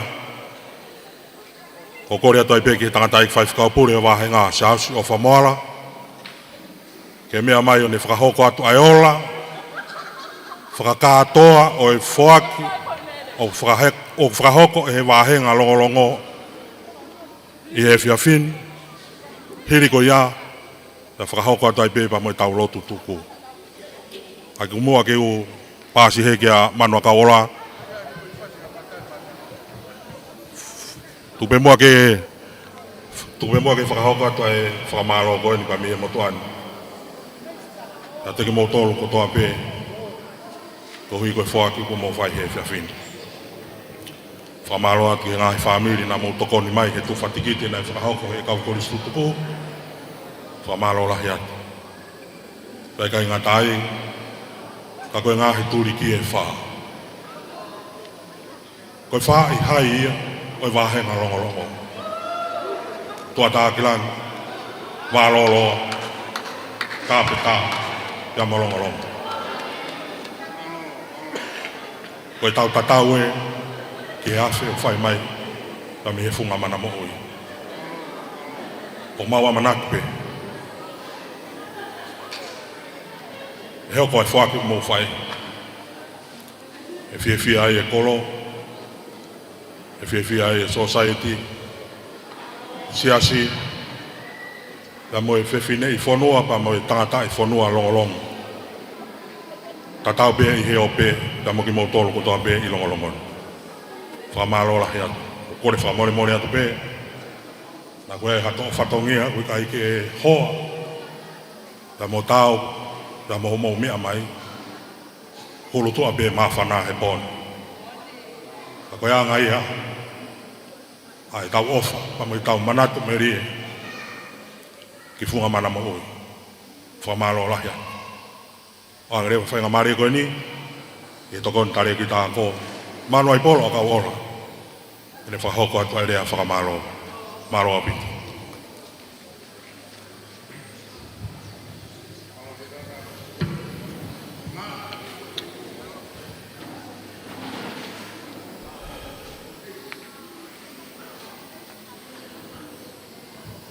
Ko whakatapu ke awhio e o tua, i o tau rotolotonga. Whatapat masi tamana ia mo hoik. Whatapat tu kawato whare matapure. Whatapat ke tantai whaifekau pure siasi wasiriana tawatai na tonga longolongo au ma halotu. Atu be mua ke u whamalo atu e whakatapu kakato e whakahoko he pure o kātonga e kamataanga o e tau whia ma maalari he pōkoni. Kai talangata he ki motuani o whai atu ki tua.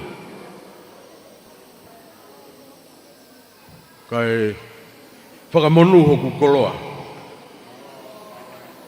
I he pō whakakoloa koe.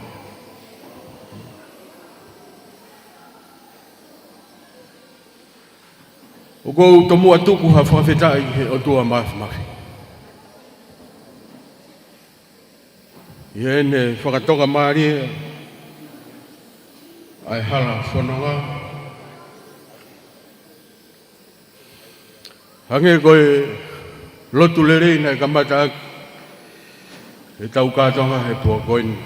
Koe ahoni, koe pōni nei tuu mata matani. Kanai whaipe hono whakahua i. A koeni ko tau lusia ki tau lama.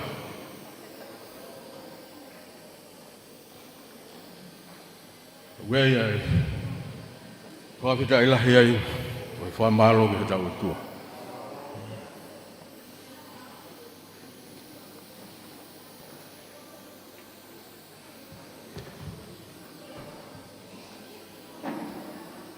Wei kupu he. Ngahi kanga mari. Ai la hono tolu o nga fonua u behe. Koe hānai hatatau.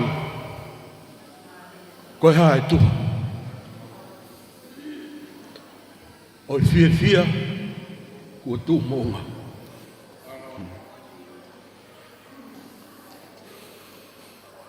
Tangane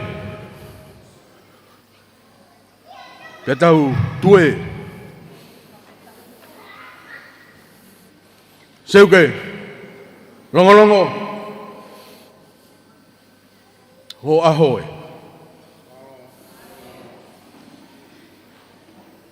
Tangane pe tau tue. Ko kapapuna i kare. Seuke ko e lopa ai one.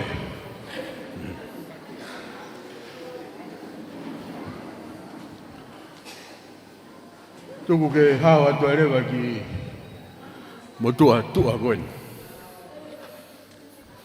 Mo mea takai pe i o tau wharen o koe ke toi asi mai e kau tangata eki a o e kau taha tutuku. A sea uka mea mo peko time for love peko i segari tarilai. O ki tau tolu pe nia. O kulolo tonga lere fu konseti e taha nima he poni. Pa ku kau ai wahenga mawhanga e kuia time seu ka mea. Kau ai mo pili. O kuia a time for love. A kulere mo loto kolomotua. Ya peheki e whanga pilo levu. Ko popua. Ko pea, toko mololo, ko vaini, ko hasini, ko namtoka, pe mo matahau. Au koe ke fu, au ku mana tu ke u. Ka koe ngahi konseti au poni. Ka neongo ia.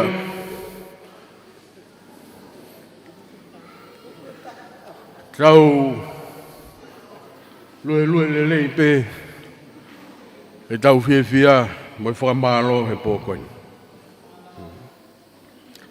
He aho e pōnia, pea e pōuria pōngpōng. I gai lawa he motua nia ke whakamalo ia.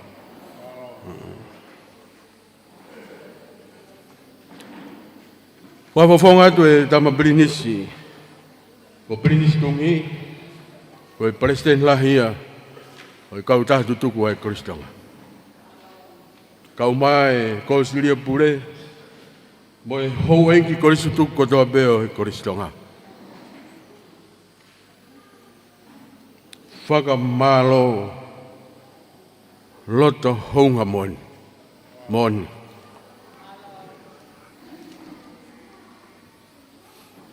Nau whanongo he mea e sekaritai lahi e sa suusiri ana tanga tau pore ai. Pure fokia korisko tupona ne whamanat e hafe hoa e ahoni. Koe same o sāpate, koe same tahawalu. Koe hiwa o i ikuna. Ponia.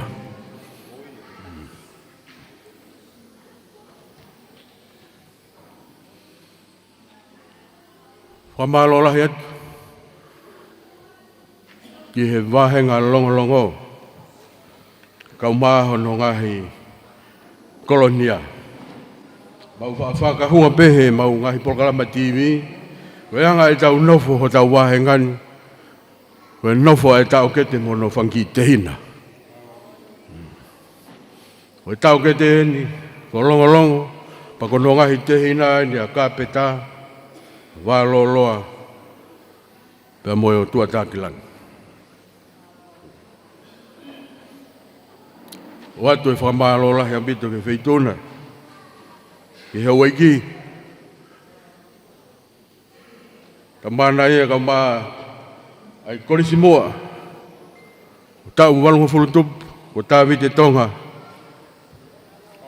A mi tua tākilang. Pea whake ku whamalo, whafofongat, whawhekau, senpolota.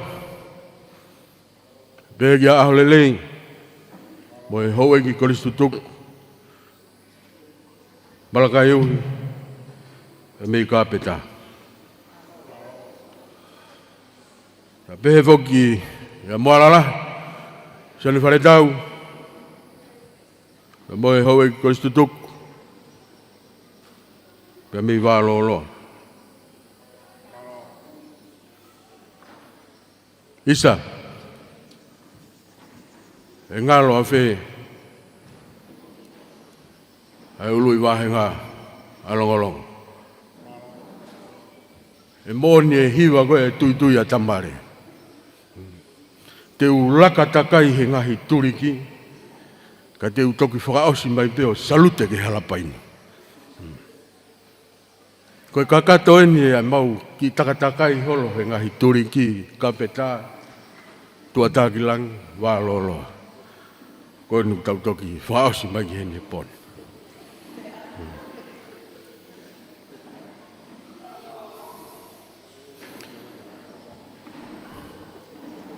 O kake uto i lopo ko hae ku lea e hoko atu.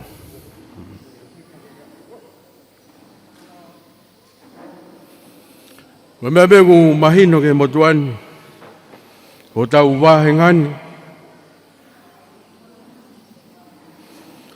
Wahengani ku matua tua, i fua kawenga. Ange be ko lea maari ne whai sea kwa mea he populelu. Koe koloni, o kuia e ngahi te fitoi, whamiri, motua.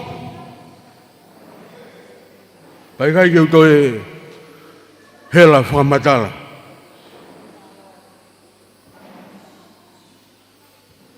Paku hae whakamatua tua, ai wahengani pa moe kolo, i ngahi mala e kehe, o e tau nofo. Ka lau ki he lotu, ka lau ki he ako, ka lau ki he ngawe, ka lau ki he sipoti, moha tapape, o e nofo ai kolo.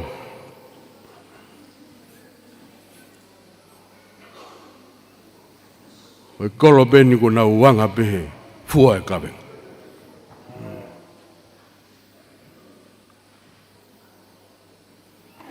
Pakuia be mo fanki huri huri. Ku ha mai. Pea ke whai ahono tanumaki. Mi o tau ngahi kolonia. Wei e ngahi huri huri pe mei kāpeta.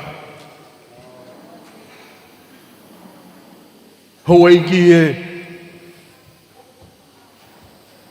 Ka mo e ngahi whamiri pe mei tuatakilana.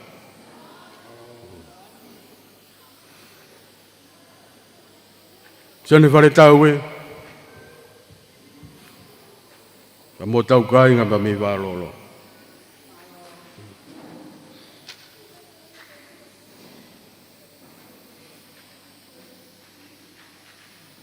Longolongo nien,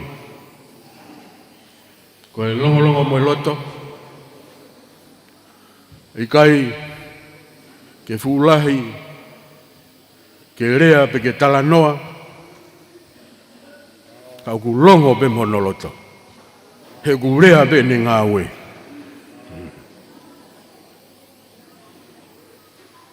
Koe ni aku haka haka ai. Pore pore ai. Ai matua. Koe tutuku koe ni nau lere holo e funga e fonua o whai ai whakahembata koe. Monu ia e koristupua. O kei kafe tauriki. Ai fu matawai. Yo no teu I tangata kakata. Teri ai family. Lotu ba mo whanua.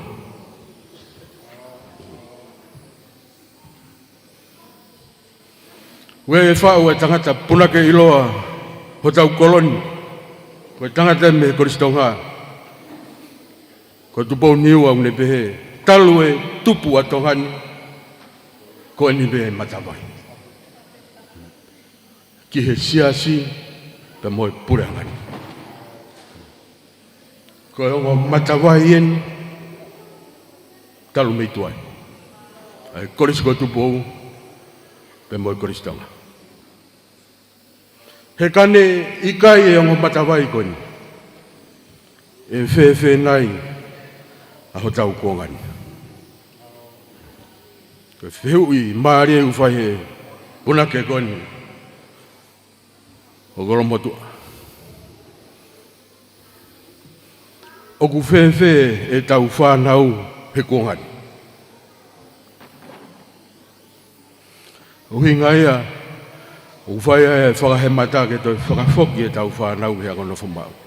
He kua lahe lawe e tau whanau he ngāue ngahi media whakasosiare boi ngahi teknolosia whakalakalaka o I taimiwe mo I kuonga. Kai ke toi talanoa langa whare mohe mātuania.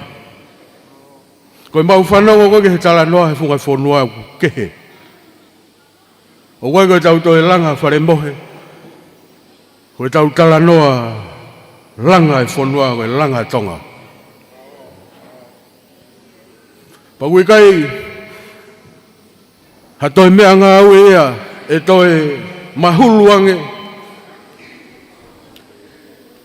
Kene langa ho tau whonua ka koe ako. Pe moe lotu.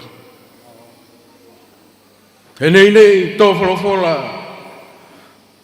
ai uraki wha he ne fuafua tō wholofola malanga. Oku auha oku kakai koe masiwa ilo. Koe whakalawe ia oku whai he tama perenisi kau mai hoi kostutuku. E toi whakafoki e tau whanau. Ke fu matawai. Ke whai mea iho nau teu. Ke mou ilo tolu. Ke ria ho tau kuonga. A moi ka hau ho tau whonu.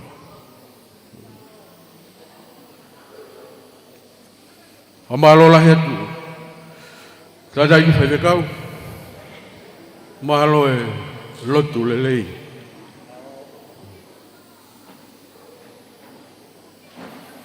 Tau I kunai ka toanga ka whakafu. O maa o ngonga koe. O mahalo atu ki he ngahi whamiri hono kotoa be o I wahenga longolongo. O mahalo la hetu ki ngahi kautaha tutuku. E ngahi whunga waka. E ngahi kaunga mea, ngahi maheni. O I wahengani, mo mou tapa mai. Tau au si ai, e pō whakoloa koe. O whamalola hetu, e whine ko halamehi vuki whinau lahi. Ka kau mai ka mei Lucille.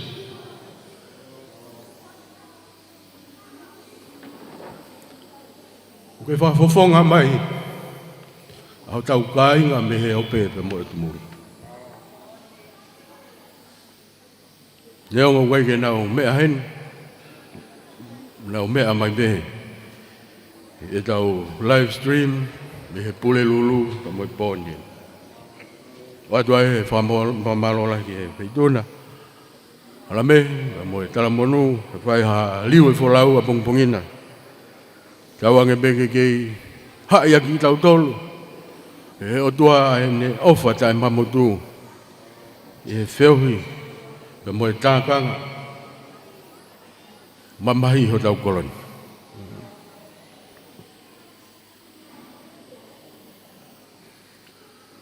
Isa na ngalo e ngahi tamai. O atu ha pōpua ki tala monu. O noho whakaukau pe ko hae mea ko teke ai e ngahi u konseti o toki lahi taha pe konseti ia i he pō koe ni. He teu teu e sāpat tamai. Nā ki whakahau hau holo e ai ngō wike koe nei ai e whanau pa mo e ngahi whae. Tau mahino ka te au. Oe loto e ngahi tamai whae mo e whanau. Ai bea e nau konseti ko nau sapate tamai pea. Ka koe tau lava i bea tau tolu e poni ngahi tamai. Pa kou tala monu atu. Mo umau ha malanga keresi ia. Mo monu ia foki. E sapate tamai u tau hanga ki ai. Sino mea. Koe ikuna kafa ka toanganu. Hange koe ko mo fea he po koe. Wahenga longo. Koe langi pa mo ngeia. E ai o tua toko tahape. Whamalo lahi atu. Kai lewa he malanga kau tatawa.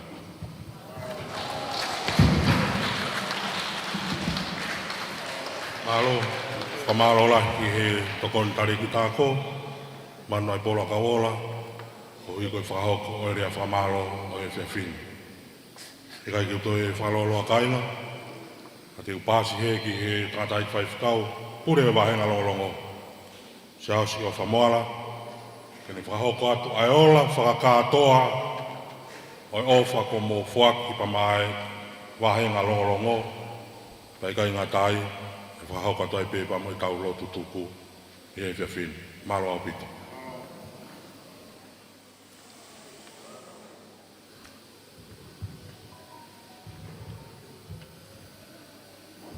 Whawhetai. O whalahi mo whae e ki. O lawa e kuna ngāo koin. Kete ki mo tolo e koristu tuk koto be. Me koristonga. Korisko tu pou. Kuin sanga te kamatonga eskulu. Pema ngai korisko do be. Ko ngo ilahi au pito mo ofa. Ofa. Kai ke mamai ofa me fai ke atu. Mon be tala loto e apostolo mo fia i e eiki ma uai be io kautoi ai atu mo fia koristonga i e ngahi ofa kotoa be ngahi korisi e tonu be sa mea na e whai ki ai he peteriaki o te evita sa me wa tolo vesuru aki o tau hia si hoa e kai te tau masiwa. Korisi, o he nai au kai ke masiwe siwa e ngā uwaini. Ke whakamooni, o whalahi, whai me ngai awhu nima, ko fofola mai, ke whakaola le rei e ngā ue koe ni. Wha mālo lahi atu. E mea mai e hou eiki. O kei tūtai be. Ai hou eiki. O e koristu tuk. Koristonga. Umaa skeitari. Me tokon skeitari koeni. Na e whai whakakoloa. O e ngāwe anga. O e whiawhini. Pe mahino beia, whalangilangi atu ka tengi mautolu ofisa kolo. Pe moi kolo, o longo. Ko mautau anga, fia iai bea kau atoa. Umaa e whare matapure. Pe fia mo ngahi, kupu mou e ko istutuku. Ko hi, ko e ofa ko e ni. Nei kai, ke mamai, ne whai kia. Whamaon beka te tau tolu, he nai ofa bea o tua ki mamani. Ko ia na ne whaaki mai hono alo to whpeta ne whakatupu. Ko hui ko ia ko tō pēk tui pikitai ke te ia. Ia wana auha. Koresi, tutoku, koresi tonga, ko e taha beia ngahi tāpua ki. Ke nau nofo mao ki hei ki, ki wana tau auha. Kai teu e langa ko tō pēk. Moi ngāo e kotoa pēnei wha naua ki ai. Hange koe kawenga nai mea ki ai. Ai skeritari whakakoloa ai whatongia. Moi ngāo e whalau maari o e ahoni. Ngāi wha e. Ma mātātu ke tingi mautolu mo lanu kulokula kotoa pē. Pa pēhe ke kau korisi kotoa pē kulava mai. Ke whakamooni pē ia. Koe taha pēia mea ofa, tau whakalangilangi ia e tamatu i tupo wano. Kui na naspau me whare hamoe o fō. I he ngāo e kafa. Nai teu ki ai. Ai tui ulua ki. He ne tāri kakato. Ai wharei. Nai whai he kau. Ngāo e whaiwangeri ona rau lava mai ki tongani. Koe mea nai fusia e fuka, nai taua e kolosi, koe fuka koe ia, koe taa. Ne ta whea, koe hivio e lami. Whamalo lahi atu he ngāu e kafa ko mowhai. Pe koe tānei nei, koe fuka koe ia kulanu kulokula, pe koe lanu pe ia ne ave aki, ke whakalanu aki, ai koristonga. Ke whakalanu ake taa. Whei laulau me whai klaisi. Koe ni ai ofa. Nai teu ki ai e whatongia. Se duata. Kau maha no toko ni. Pehe ke kau me mipa ko tō pē. Koe wahenga longolongo. Koe paanga oi pō ni. Whiunga ia. Moe nima kilu. Whamano. Whaafe. Hiwa me au, tolonga fulu maa wha, se ni te wanoa. Paspasi ki ai. Pia au pito, hange koe whaanau au koe ni. Pe koe ngahi tāpua kia, mau mamatai ke nima maa oni, oi ofai o tua. Mo fofola mai ofisa kolo. Pe mai ngahi ngāwe ko tō pē kakai e kolo. Ke siasi, mo wahenga longo. Kai ke ngata ia he ngahi kolo. Kai ngahi ngāwe ko tō pē. Uhi ngai au fia ia sene haunga. Si whai pē whenga mai ki hen. Tua lawa a ngahi ngāwe. Tau whakawhetai pē he eiki. Tau kau ke whakamama.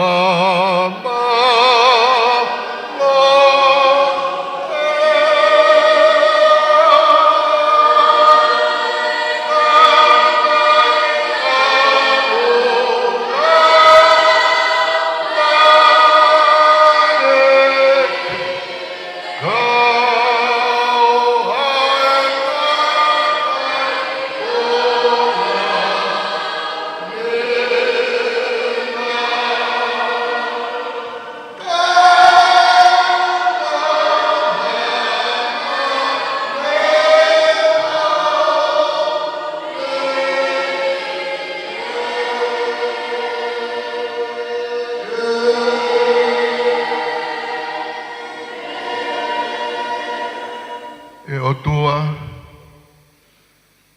whakamoni atu koe whauni teni koe le rei kodobe. Ta lolo i ngāwe kodobe, wahenga longo longo, moe ngahi, kau koristu tūk kodobe, ui kai koe koristo ngā, ka koe ngahi koristo kodobe, u ta lolo he whiohi anga koeni. Lava o whakaea ai kuna, i he ofala he awhiona. Whakamālolahi a te otua, mautāpu aki, anua e hou eiki, kloa ia ia kau atoa, kau mai whare matāpure, ke ofisa kolo, se tua dame kau se tua, umai kau whaife kau tā lolo, mehe koristu tuku, ke whakamooni ngāo e kotope. Whakamālolahi a te ngahi whae whita, nau tā lolo he pangai koeni, umai ngahi tamai kotope, umau whetaki ni mai. Haere mai lau marie, pulupulu maa whanai ngāo e kotope, mau whakawhetai atu ke a whiona. Tūpe ke mua waka hoa whio tau lama. Me whakakoloa e mau ngāwe me whatongia mai ofalahi koeni, teu ki ai koistu tuku, ko adere, ke lava i kuna i he ofa e a whiona. Tā puaki mai ai o tua me ngāo e kotope, he nia e sone hau ngā, malo lahi atu ene ofa ko whakakoloa aki e mau whetaki ni ma. Haere mai lau marie, whakabulbulu maa whanai ka kai kotope u tālolo he pangaini. Mea ngāwe ake mau tui whamoni atu ko mau nioni. Grese igi mai ofa e o tua, whiohi mai lau marie maa nioni. Ke ting mau tol kotope ia o nā hiki, kai whaipeo tai ngata, e meni. Pas mai iai, Malo lang kau ko vi ko lotu tuku e fefin. Kai ngalongolongo. O ku toki osi ai tau teke atere he sapate. Ko tau tutu ni. Tau te unga kula kotoa mai. Ke whakalangi langi. E tau ngahi tamai koristonga. I e lotu he sapate. Malo apito mumia mai. Ovatu.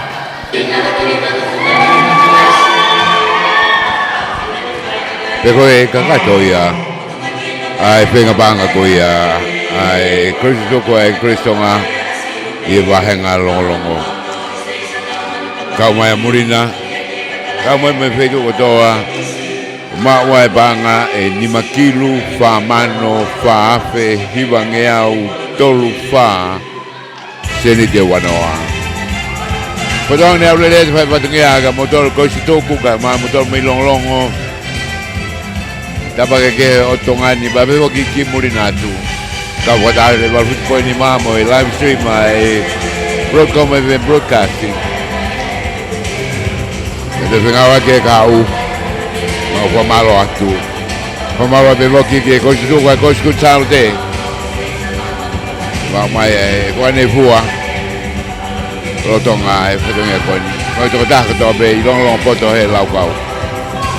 Mapong ate kau pa patingi me Broadcom e boni. Vai ko e boni ka ko timin ko long e boni. Me fai ta. Filia baya. Bebo ke susa pa mo me fai ta. Arbate Junior Kitna. Mire jo. Isate tana tohi. Me long poto e lau kau. Wau se aso waka. Mo mea.